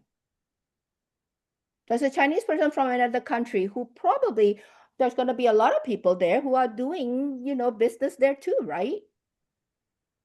So Well, that's that's where I'm hoping to get the history yeah, of the. but I'm just saying that why pick that one? Is it because then that particular image is more relatable to Westerners? Is that the reason why? I'm just guessing. Yeah, I don't know. I'm no no, so historian, right? totally, So totally. No, absolutely. And I think I can answer that in that what they were depicting were the people that the Salem traders had were trading with. They were direct trading with the Achenese people, at least those along the coast. So okay, that yes, makes a little bit more sense now. So yep. then at that time, there's going to be a lot of wealthy Chinese people from China who went there. And then if they work with the local Achenians, they could also own businesses over there. Okay, got it. So, So and now is that more often the case than not, or is that just something that would occur there? something that could happen. Something that So could happen. yes, exactly. So, okay, let me put it this way. You have the native Achenians, but you also have, just like in modern situation now, people from other country who went over there and also established businesses there too, right? And so you have also Achenian partnership with the Chinese government as well at that time. So, but that doesn't mean that that picture, that person represent Aceh. Mhm. That could be just one of the population who lived there. Mhm. I think, I mean, America has so many different people, but then it's just representation is also still really important. If you're saying that you're doing business with Aceh, the country of, or part of the Indonesia that is called Aceh, then put an Aceh representation on it.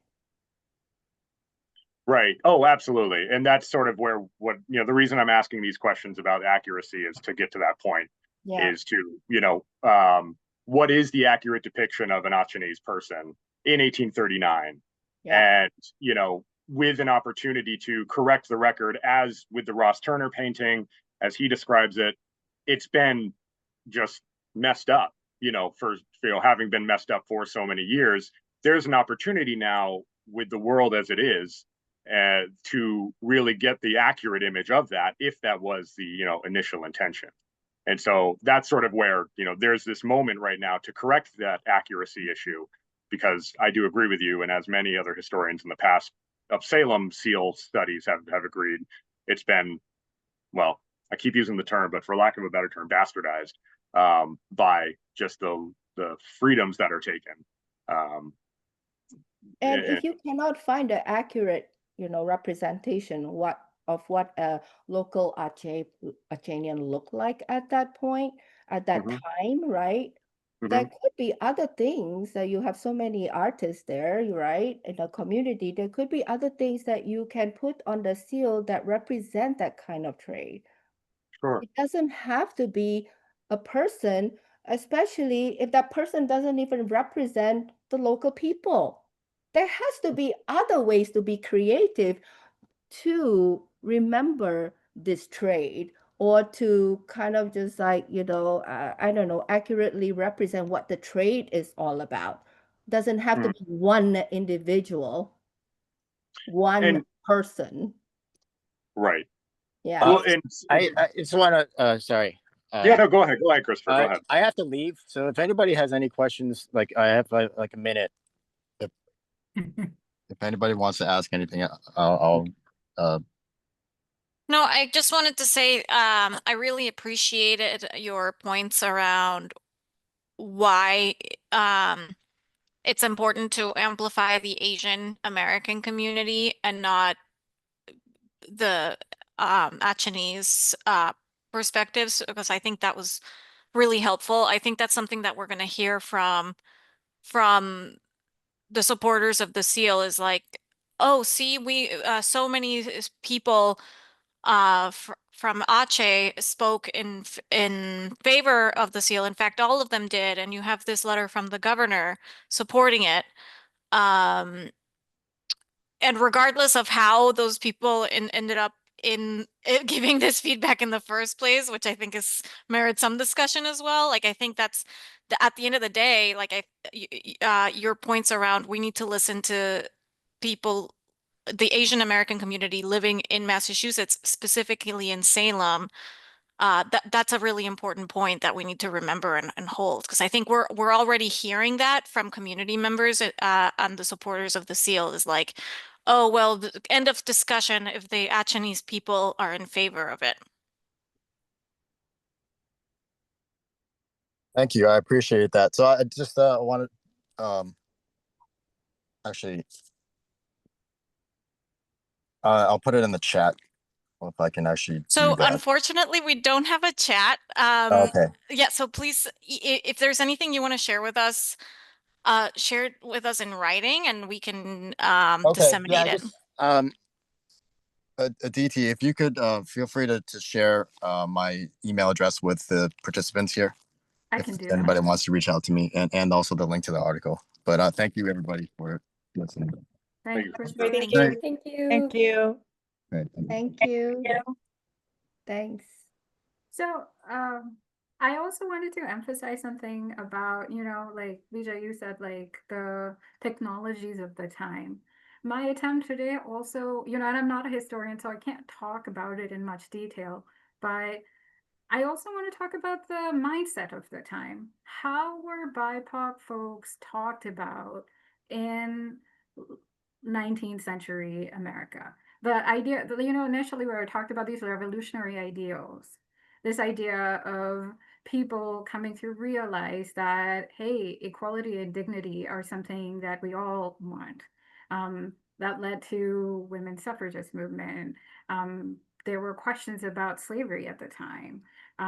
There was also a time where, I understand that we say that this image is that of harmony and diplomacy.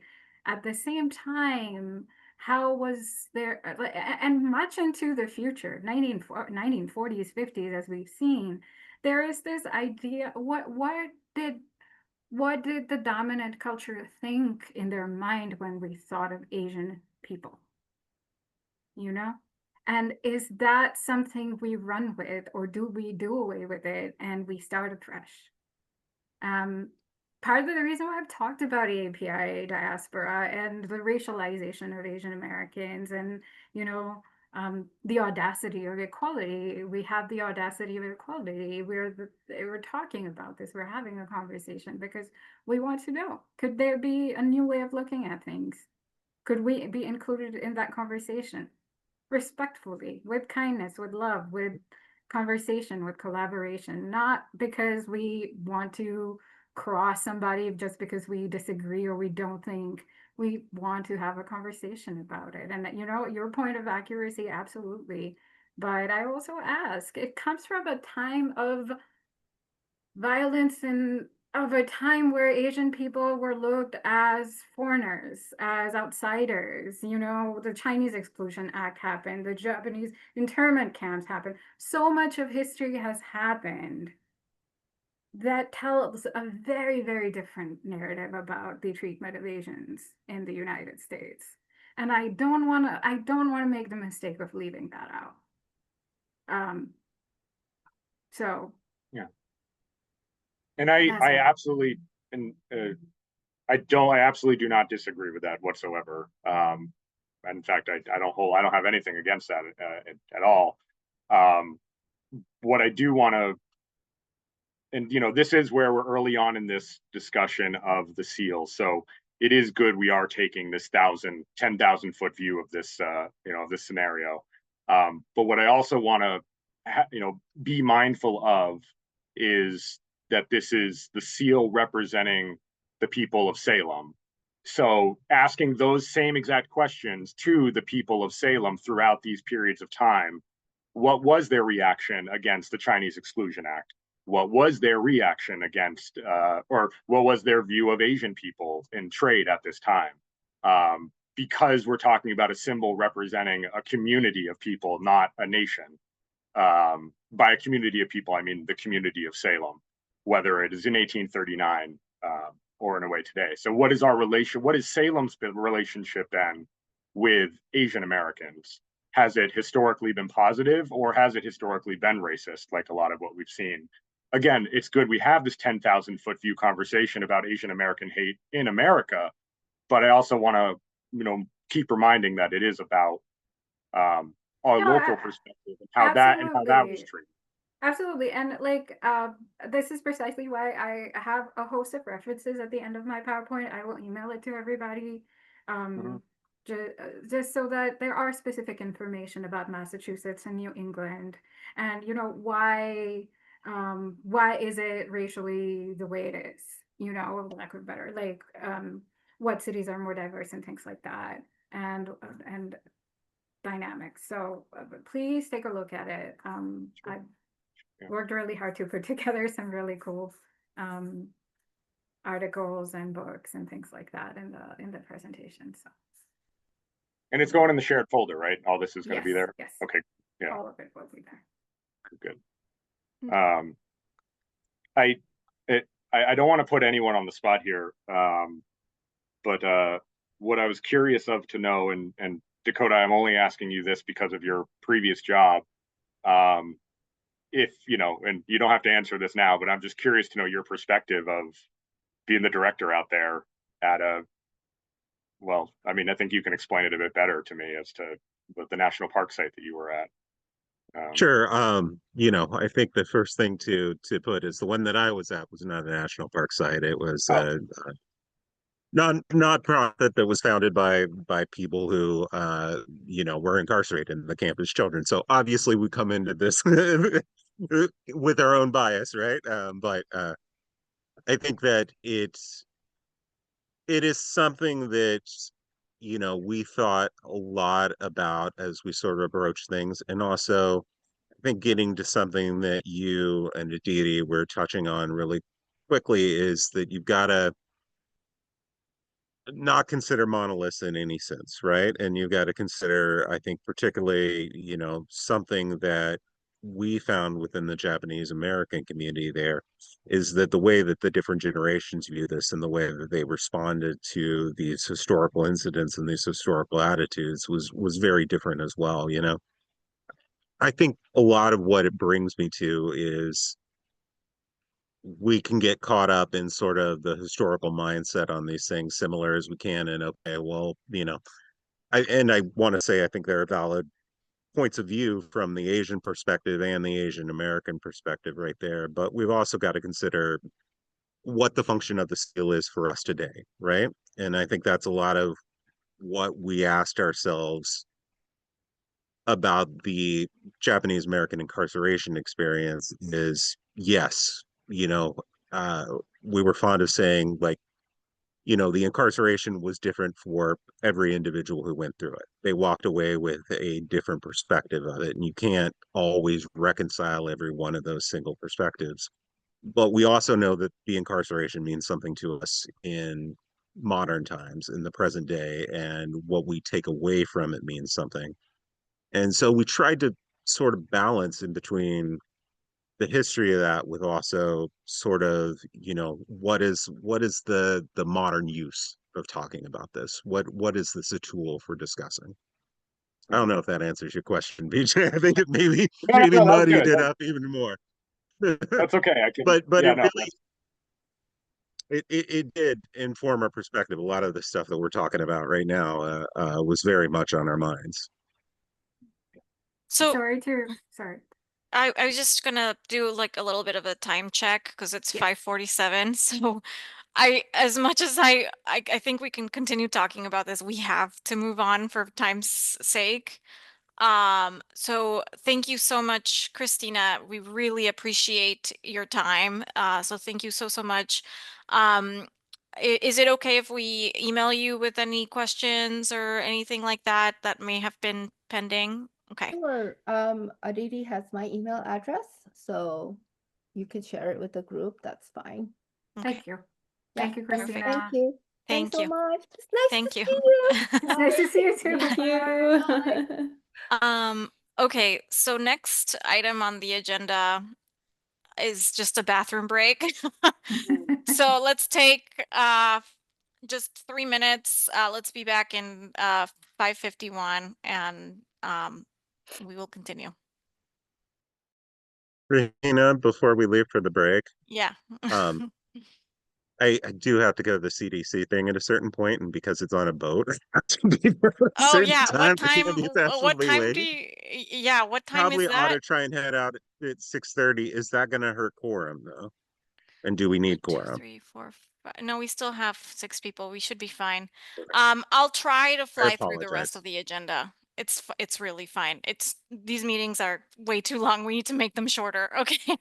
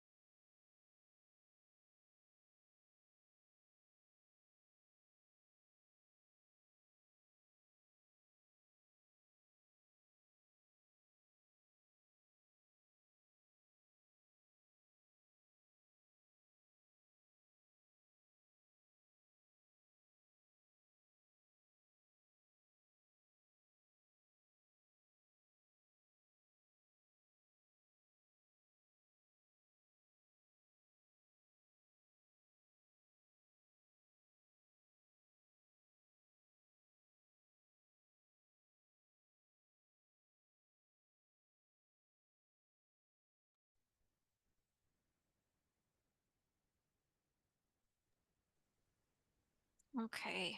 I'm just gonna go ahead and get started with the announcements to make progress on the agenda.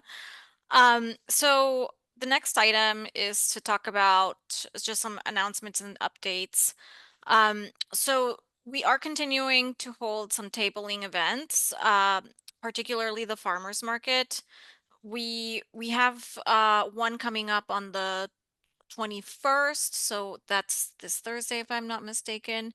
Um I need to switch with someone. I don't know if anybody can trade me for I'm signed up for September 25th. Is anybody signed up for this Thursday that is willing to switch with me? Come again. You're trying to switch for you're not going to be able to do this August 21st? No, I want to do this Thursday. I can't I'll switch do with you because September I 25th. initially couldn't do the 21st because it's Perfect. my anniversary and I forgot. Oh, so actually, Aditi, I don't think you can do it either because it's for the Salem Youth Commission, which I think we're both scheduled to speak at. That makes sense. Okay, never mind.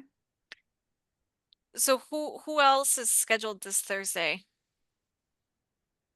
I am, but I can't do the 25th. Okay. Pucci, were you scheduled this Thursday? I thought I switched with the Didi at some point. I can't do Yeah. September 23rd, so either I do Thursday or not, but I'm also there for the Salem 400, so I'm there regardless. Because that's who Okay. we're sharing the table with. Right. Yeah, sorry. Yeah. So Aditi, I guess we'll just have to figure it out. But just yeah, I won't be able to do the 25th. But it sounds like we have coverage for the 21st. So I'll be in communication about that That's good. over email. Sounds good. So are there any other events that we should be at? I mean, I think there were quite a few that we missed, like the Touch a Truck event. And I'm curious if there are any that are coming up that people think we should be a part of. Actually, Rahina, can I just quickly sticking on the farmers market Mm-hmm. materials for that? Because I understand there wasn't really anything that was laid out at the previous farmers market. There was talk of, I think the organizer of the farmers market, Elise, had printed off some like coloring pages. I mean, I plan to do Yeah. that again. Do we have those printouts as well of like the input form with the QR codes and all that? And I can pick those up and Yes, so it's pretty bare bones because we don't have a budget to like buy goodies, right? So what we have are just some printouts and a table that we borrow from the health department and some chairs and a tent. Um and we can, a cart. We also have a banner with a city seal on it. okay. So I'm also planning to locate a tablecloth, so you will have one. We didn't have one last time, but I promise you will have one. I will find one for you. Okay. But yes, if you could bring anything else that you can think of that's ideally free, like coloring pages, I'm happy to provide you with supplies for that. Cool. Awesome. BJ, do you know Elise? Yeah, I do. Yes, I do. Okay, so she came up when we did ours and said, you guys have got to do something about this table. It's got zero appeal whatsoever. And she said she's a pro at putting together like good looking tables. And then for some reason I was going to get back in touch with her, but we didn't. So I know she does because a lot of those tables there look great. She has stuff like bubble blowers and visuals and fun stuff. Maybe you could ask her, remind her that she said that, and that we're still interested in her consultation on our table because it was really just that big old plastic table with the seal banner on it, and that was it. That was all. We didn't have a tent or anything. Yeah. Okay. Yeah, and so one piece of feedback that I did get from Salem Main Streets is they want us to be there for the whole time. So just plan to be there for the whole duration. I will make sure that you have a tent so that way you have shade and are protected from rain. I mean, if it pours, you can leave, but it's at least if it like you can wait through a light drizzle. Okay. Cool. Yeah, no problem. I plan to be there the whole time anyhow. Perfect. And yeah, I'll bring what I can. So, will the banner and all that you'll have on the table, or should I stop by City Hall and pick that up ahead of time? Or Yes. So stop by the City Hall Annex, and I will yep, have all of that stuff ready for you. I'm on the third floor by HR, and I'll have that stuff ready. beautiful. Thank you. hmm Perfect. Okay, so I do think tabling is important because we appear to have gotten really just different feedback than we've been getting at those events, based on what Rachel and Suzanne shared and just what I've experienced. So, um, I'm gonna try to get us to do as many more events as we can, as long as it's reasonable, right? Like, and we can do it. Because I do think it's important to just get out there as much as we can as a group. How are we documenting some of that feedback, or is it the call to action, get them to fill out the survey? Good question.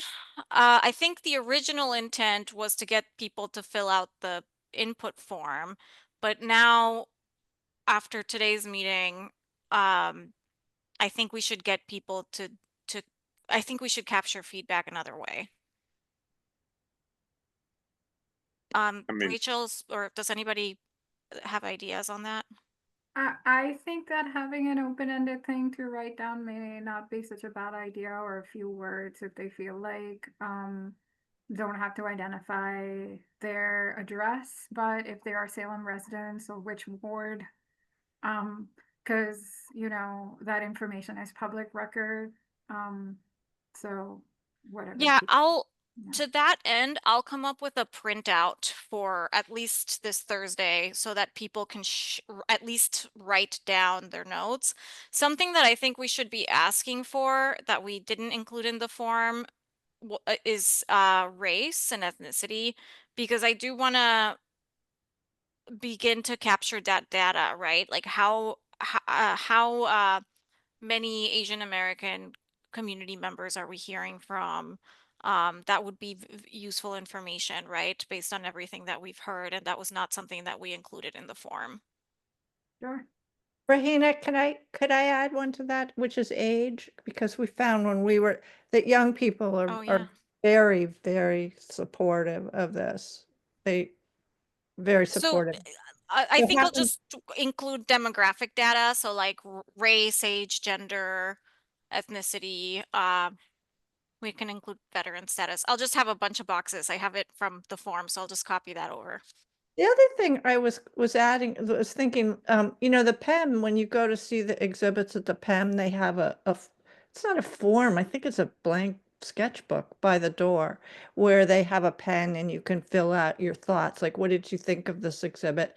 And some people cover like the whole page with their thoughts, and some people just put a good pithy sentence there. Right. Uh, I think having something friendly like that, because I'm one of those people, I'm sort of form phobic, and having something where that not only you can see that other people wrote in before you, but also that is just sort of more friendly and inviting of your thoughts rather than a lot of check boxes and Yeah. pre-printed lines. Yeah.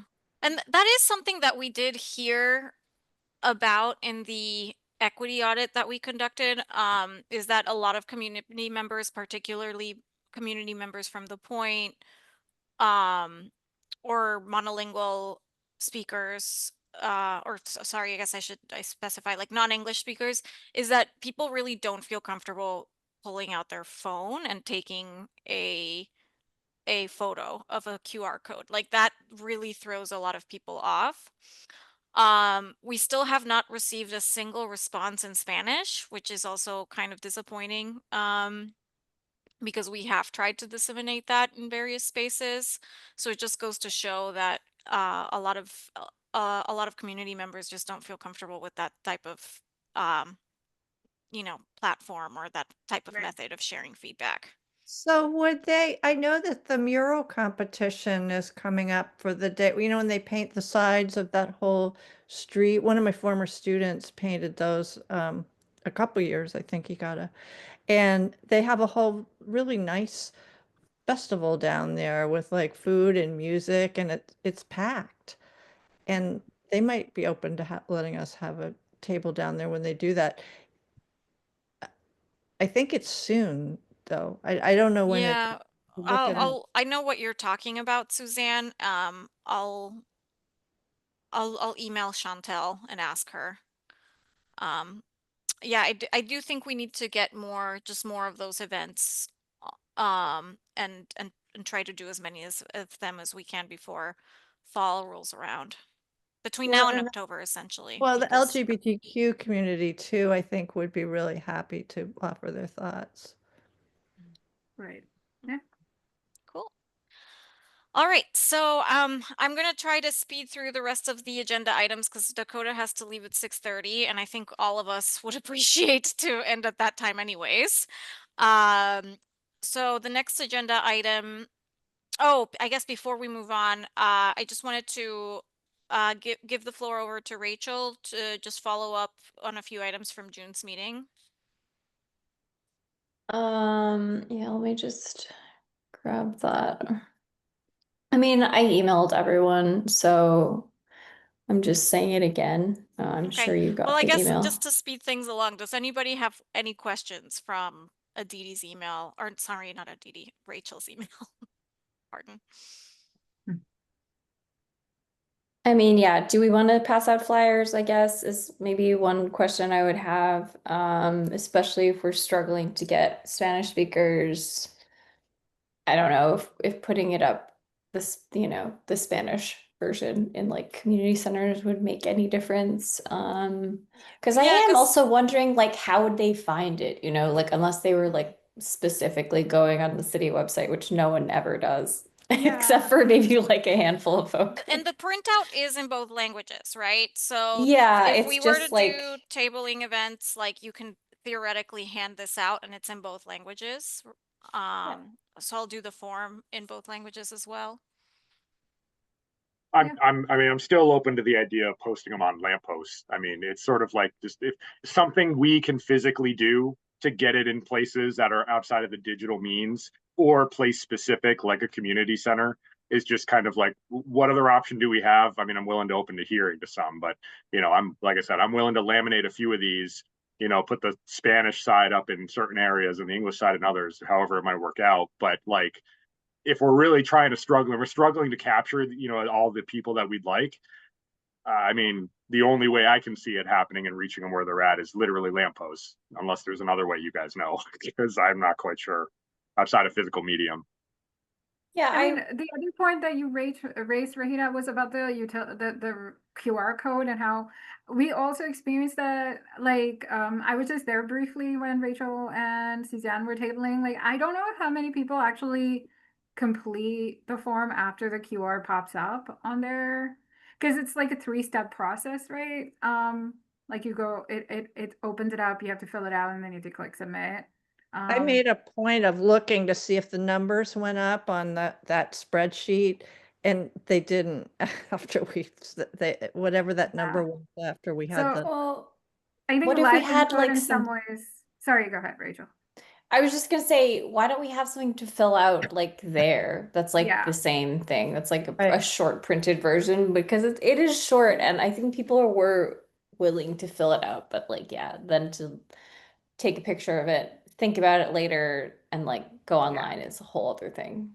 Yeah, I think my goal is to have a printout for at least this Thursday, and we can use it at any tabling event moving forward, where it's just a printout in addition to the infographic that we created.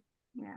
No And I one think else from is a a place research that. data collection point of view, I would say that we have to titrate how we think about what demographic information we're really trying to collect, because if we would put all demographic stuff on it, people just like, so if there are 1 or 2 things that we're really, really trying to focus on, like whether it's race and age range, we can just ask those 2.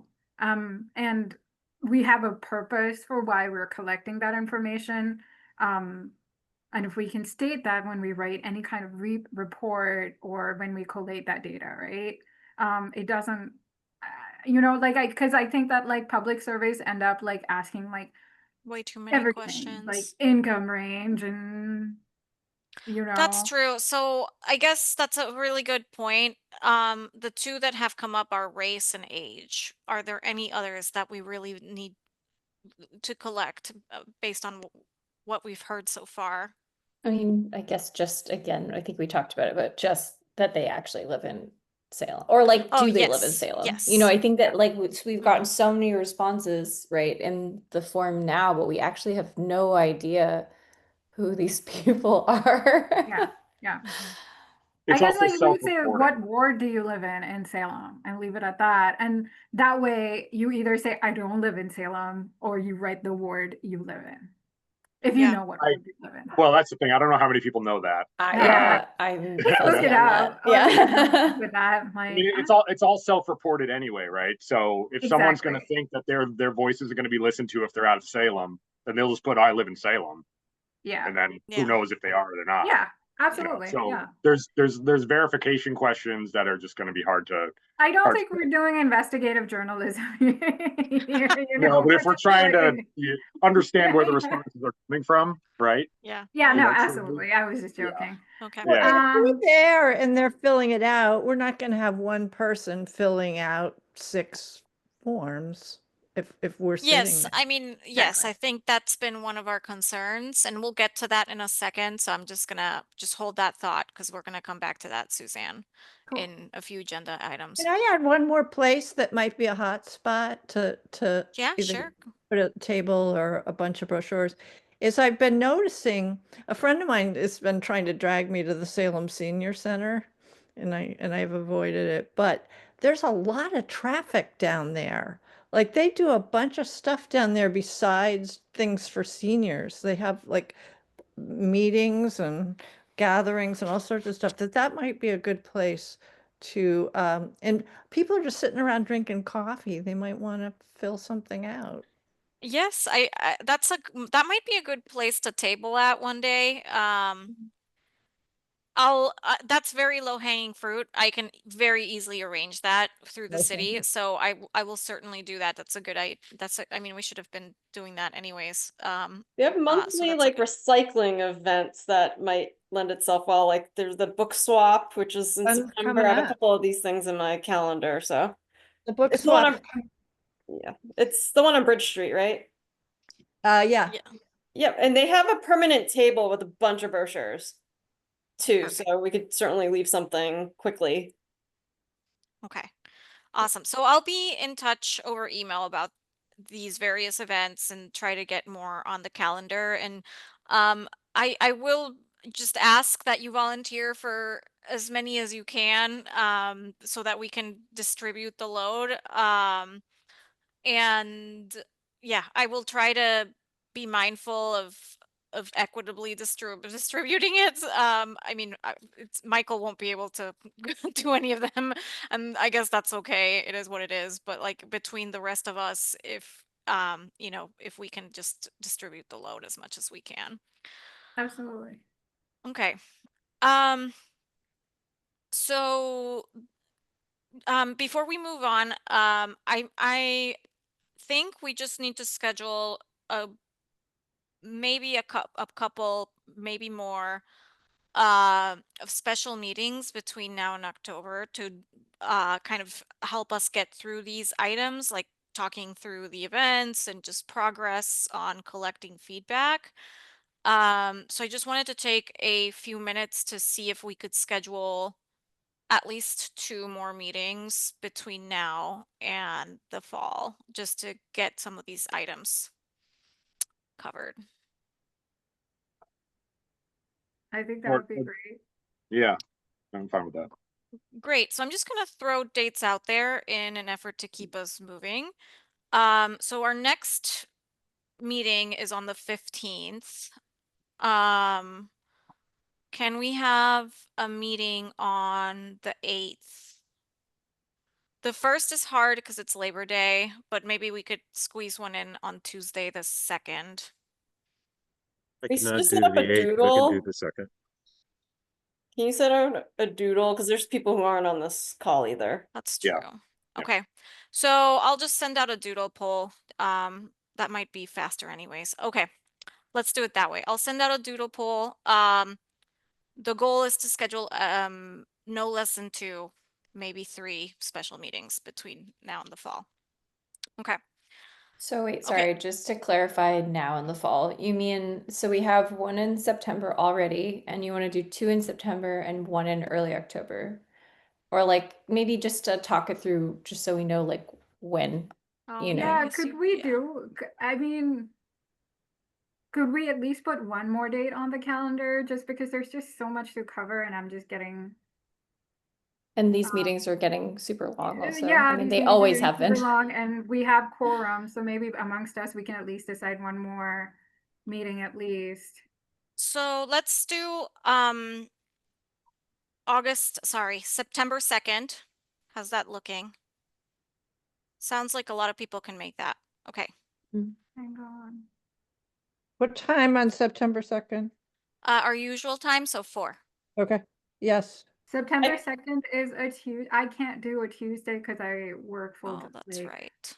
Shoot, this is what's Yeah, I gonna be can't do the challenging. 2nd either. What about the 3rd at 4 p.m.?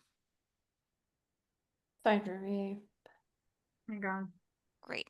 can- I only, unfortunately, only have Mondays available because I work from Tuesdays to Fridays, full time. It's hard for me to take time away. I do most of my paperwork on. Okay, so then what about the 25th? So next Monday. That would work. Great. So let's stick to Mondays then, based on that feedback. So Thank let's Wait, we're have talking one about August again, so Monday, the 25th? August the 25th. Yes. Not August. I thought we were looking at September, sorry. Oh. Could we do the 29th, like one on 15th? Oh, sorry. September would be, what are the September or Monday? Wait, What are the before I Mondays guess in sorry, September? let's just do this again. So August 25th, next Monday. That's good. Yes.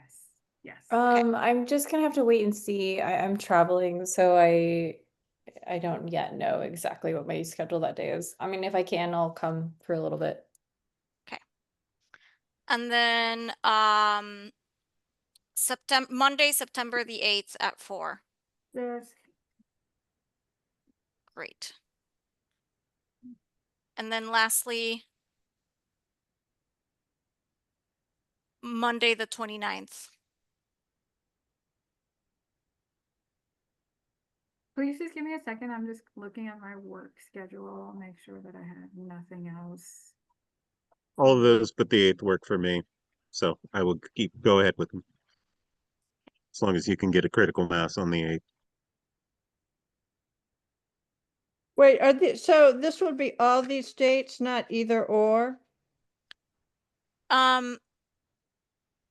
It would be 2 of those dates at Okay. least.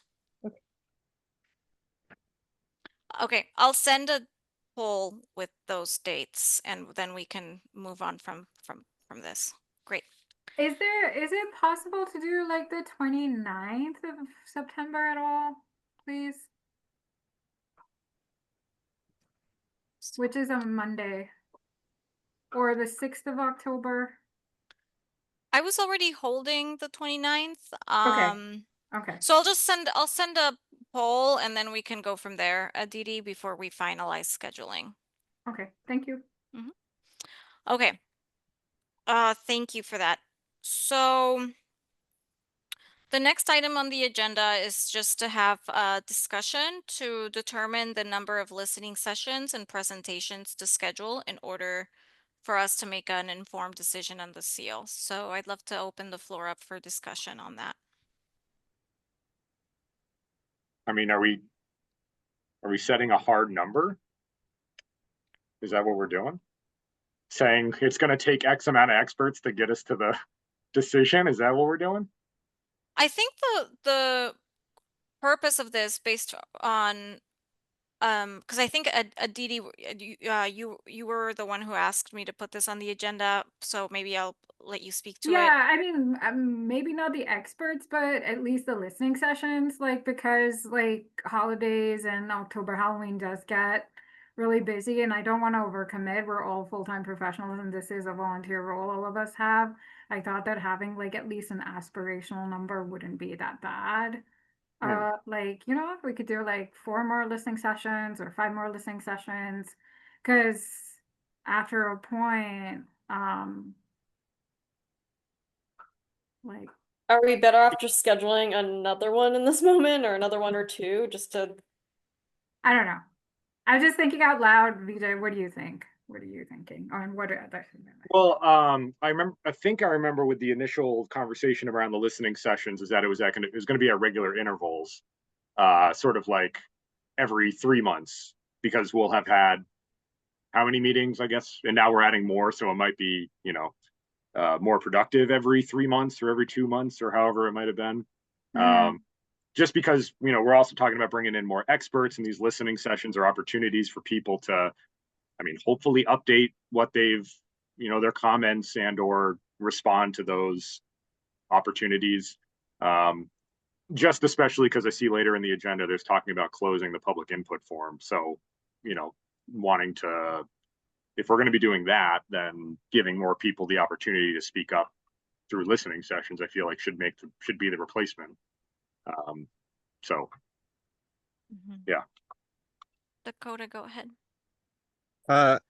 I'm thinking more about experts than listening sessions. I wonder if we shouldn't use one of these special meetings to sort of start to think about the structure of our eventual recommendations and what they're going to look like. And I think that'll tell us where, okay, we've still got blank spots here where we don't have consensus on some things. We feel like we've heard enough on this subject, be able to comment on it. I think we might need to do a little bit of structure building to understand where our blind spots are at this point. Yeah, and I think we can use one of those special meetings to talk about that very point, Dakota, because I think that's a very key thing to consider. We can have presentations from now until next year, right? Like but I don't know that that's necessarily going to be helpful. So I think what I want to get at is more like at what point will we as a task force feel like we can make a decision, right? Like is that is that after we hear from a certain number of experts, or is it more like when we have gathered enough feedback? Like what does that mean for us, right? Yeah, and I think even with feedback, we can chase after that forever. We can say, well, we don't Exactly. have enough feedback from this population, or we're looking for qualitative feedback here, and we just got, numbers over here. So I think. Oh, we lost him. Yeah. Seems he ran out of battery or something. Okay, well, we'll wait for him to come back. Oh, Dakota, you're back. I'm back. Again, I was just saying, I think with even with feedback, the kind of feedback that we're looking for, I think we can trap ourselves seeking feedback forever. And so, yeah, We have an end date. I think we need to think of structure. Yeah. So let's continue this into one of the special meetings, because I think we need to have a really intentional and just dedicate more time to this specific topic in general, and we can have a more in-depth discussion about it. I like that we brought it up, and I like thinking on things. And I like the idea of a short meeting where we only focus on that because it's really important. Exactly. I don't know how short that would be if we're going to talk about structure of arguments and what needs what information, but I hear you, Professor Barnes, I hear you. Okay, so I'll continue that agenda item for one of our special meetings. Okay, so then this brings us to the next item around closing the public input form. And so I think this came from a few concerns that we've heard about the form, right? And just to summarize those, a lot of the responses have been similar in the sense that they look like they were either copy and paste or written by the same person potentially, or AI generated, right? And I've tried to verify if there's a way to check IP addresses like you can on JotForm. It is unfortunately not possible on Microsoft Forms. Um, so that's something that is a consideration. Um, the other, yeah, the other thing is I think we can create another form where we do ask more intentional questions around asking people to identify themselves, and um I can create it on jot form so that we can verify IP addresses. Like we can just make we can open up another form that serves the same purpose but just is a little bit more intentional around the concerns that have come up with the current form. So, but in order to do that, we need to close the current form, and I wanted to have a conversation about it. So, opening up the Okay. floor for Okay. discussion. When I saw this on the agenda, I was vehemently against it. But if we're talking about replacing it with another form, I do not want to take away an opportunity for people to, give their voice. And that I think is kind of the only way people can accessibly do that, other than directly emailing us, which we might get a ton of emails through that, or who knows what. But the idea of the input form is that it was a way for people to get in contact with us, a low effort way to do so, and that's kind of what we were hoping to do. So if we're talking about replacing it with another form, I'm fine with that. But I want to make sure there's no lull in accessibility for people. So we can work on the other form while the current form is still up, and then switch it once we've determined what the other form's parameters are to be, and that's all set up, so that there's not like a 2-3 month gap where there's no way for people to give public input. Just because I don't see any other way people can give their input to this beyond the listening And session. can we set the old form page with a link to the new form? Sure. Just in case we have any dead links out and about there. Yeah, I can certainly include a link once I deactivate it. And we might not even need to reprint our main forms because the QR code could just lead to the new form. Yeah. Yeah. Exactly. That's I think all of that is doable. I think more than anything, we're concerned about multiple entries because I think we did talk about this at some point. On online forums, we've seen people put like submit this form as many times as you can. And you can see that from the responses, right? So it does feel like it's an opportunity for us to ask for, um, are you a resident of Salem, and make that a mandatory question instead of optional. Also ask for some demographic data, because I think that was a very important data point that we just missed on the previous form. And the last one was I will switch this form over to jot form so that we can then verify IP addresses. Aditi. Yeah. I mean, the other thing that we need to have a critical conversation, in my opinion, about is that how we're going to use the data that we have collected. Because yes, we're collecting data points, but how we interpret them will be equally important, because are we looking at qualitative themes and trends, or are we looking at quantitative data? Because and this is something just said from a research standpoint, it's important, like we know we have a consensus on how we're going to use that data once we get it, because data is data. You can use it to sway whatever narrative you want to give out there, right? Like one narrative could be 86% of people want the seal not to change. Only 20 do. Well, demographically speaking, 6% of Americans are AAPI diaspora. So what are we, the data can be, you can mine the data the way you want. I think it's also important for us, perhaps maybe one of the special meetings can be, how do we write this report that we want to write? Because this data is already out, that if majority of the people are saying anonymous, even with the data that we have, what does that mean? Does that mean that people don't want to identify themselves? What is it? Like, I think that it's equally important to know what are we going to do with this data?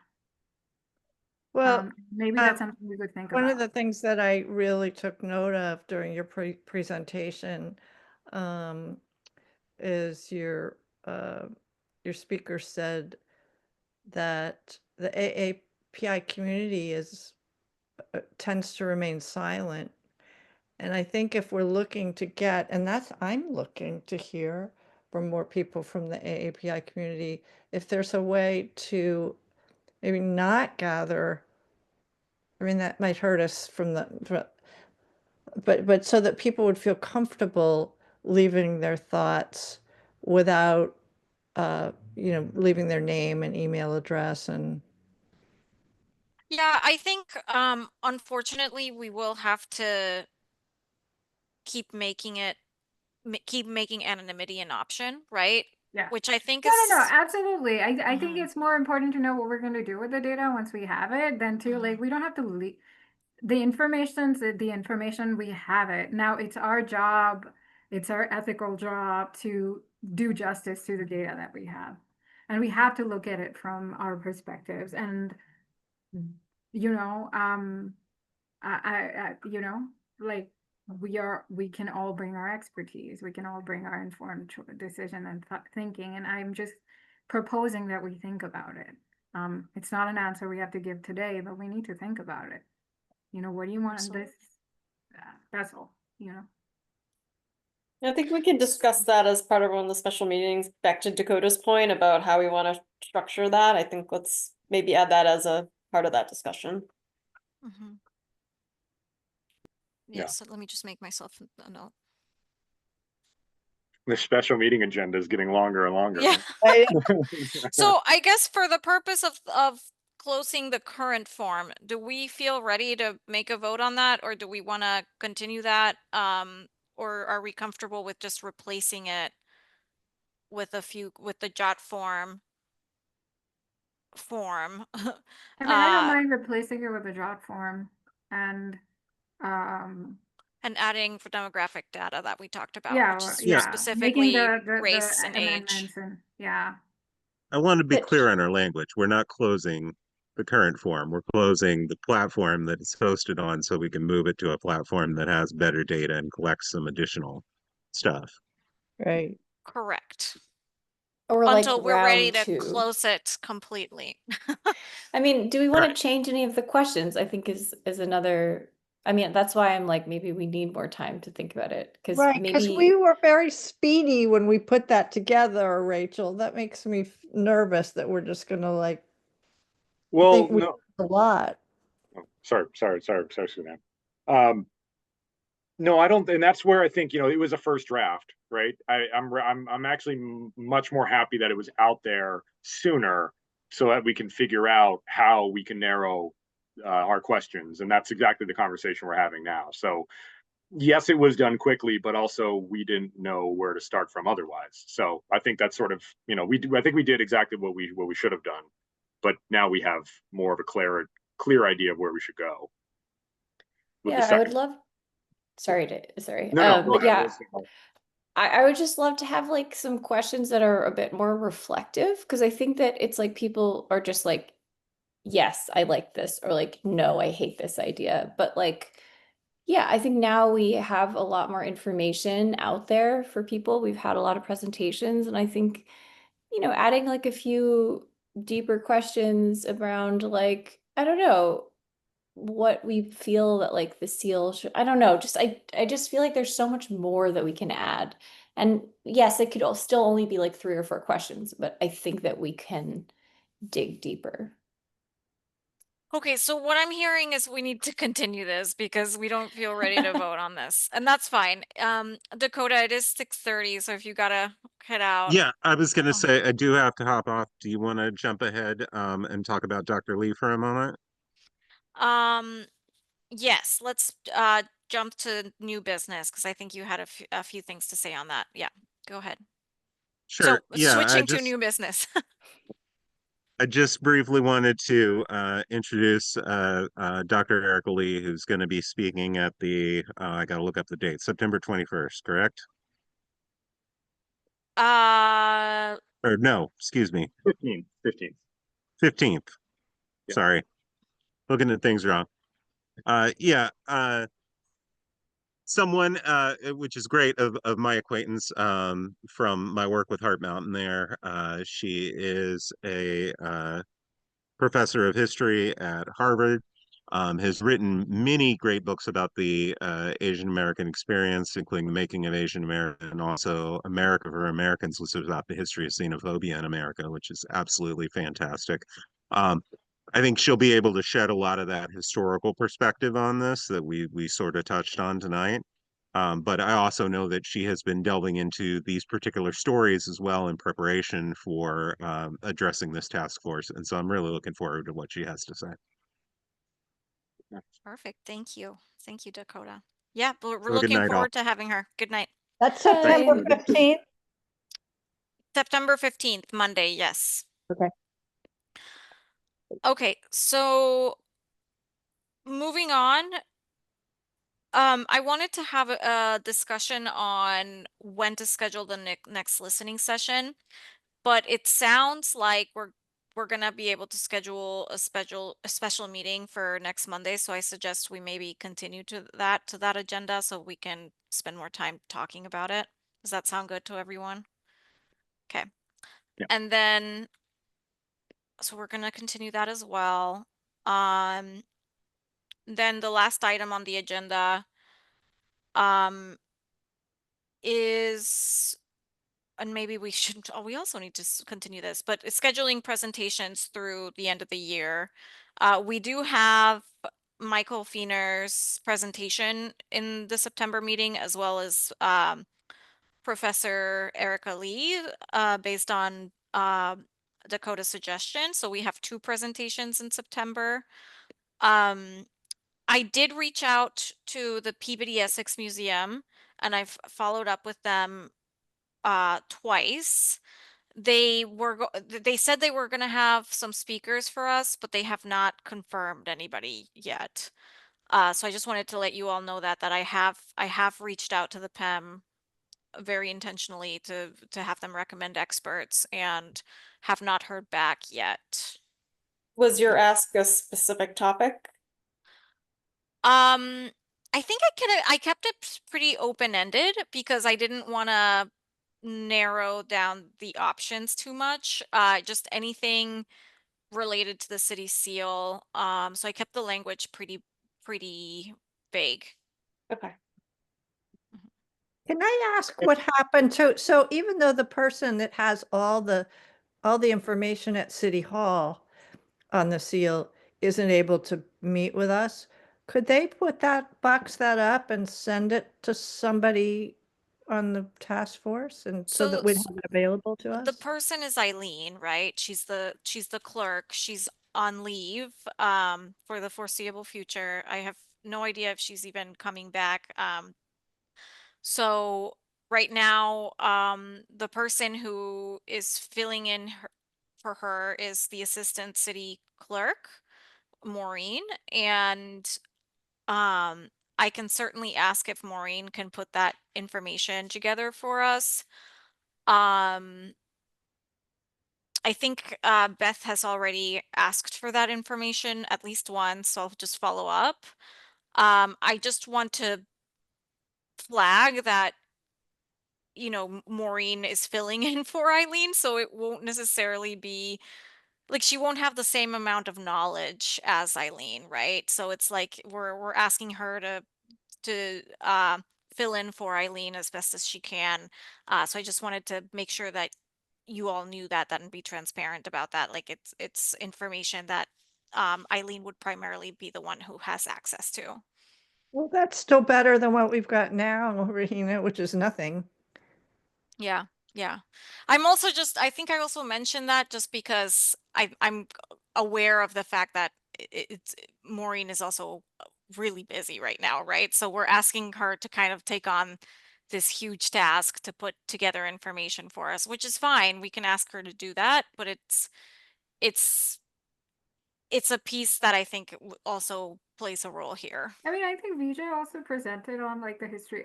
Sorry, VJ, you were. No. Go ahead. You're kind of saying. I think you're going to say. I was like, keep you going. also presented like different iterations of the seal and like some of the historical context. I feel like we do have it. If maybe if VJ could share his or like could share his presentation with the clerk's office and see if there were gaps or like other things that they think should be covered, and that way we're, you know, like. So yeah, Aditi hit the nail on the head, and Suzanne, thank you so much for bringing this up because I was just about to ask that same question.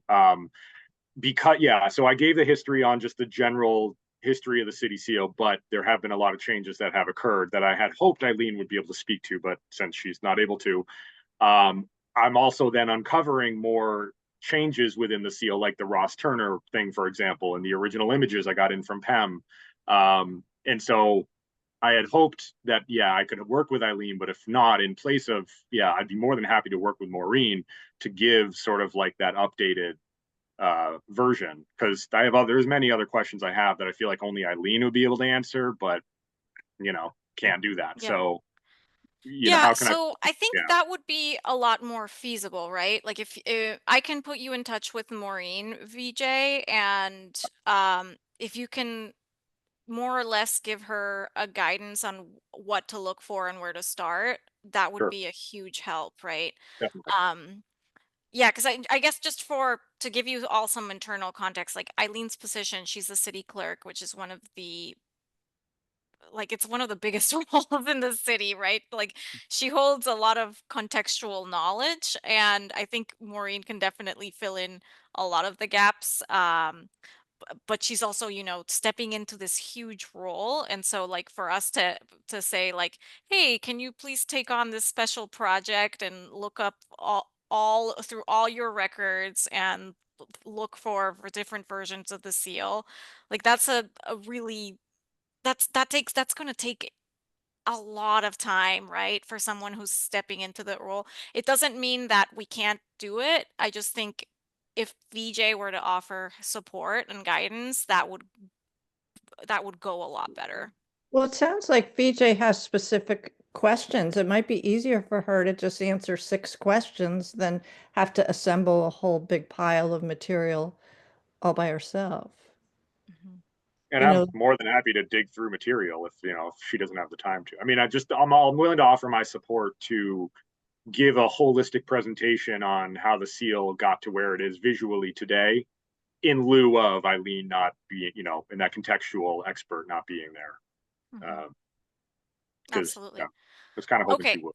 So VJ, I'm going to put you in touch with Maureen and Beth, and we can kind of go from there. But I think more than anything, at least through my lens, what we need to see or would like to see is how many times has the seal changed, right? And what were those changes? I think that would be very important contextual knowledge that we need to consider. Mm-hmm. Yeah, and there's other elements too that play a role in just getting an understanding. Yeah. Go ahead. I don't want to break quorum, but I have to leave. I have some guests over. Sorry. Yeah, we need to end the meeting. So I think, that essentially means we have to end this. Okay, so VJ, I will be in touch. Right. And I've already covered any new business. So any final thoughts before we close? So we have a we have a meeting next Monday, the 25th. Special meeting. Yes, but to be confirmed because I need to email it out. But yes, I think tentatively, yes. Okay. I have some updates for some mandatory reading that I'm going to be inputting into the shared folder. It's things that shed a lot of light on the direct relationship between AAPI and Salem. So coming in from the ship records that went to Sumatra from the ship captains. One quickly, I'll just point out because I'm going to be what I'm putting up there in the folder is going to be some sheets, but then also a little summary. But just for one very quick one, and I'll do this very, very quick, just because I wanted to let people know what's been found. There was a man named Luther Dana. He was a captain of a ship from out of Salem. And he recorded on his way back from Sumatra that, quote, if we treated them, the Sumatrans, as Europeans are in general disposed to treat the inhabitants of India, we would not have the privileges and many others, but we would be in a continual quarrel and jar with them. So just one example of how at the time they were actively, Salem was actively seeing itself separate from the colonial and imperialistic ways of trade that were happening with the Dutch and the English at that exact moment. There's a great paper out there that I'm going to also put in there called Sumatra, America's Pepper Pot. It's by an author who is a lifetime professor at Scripps College. It was his doctorate thesis in diplomacy.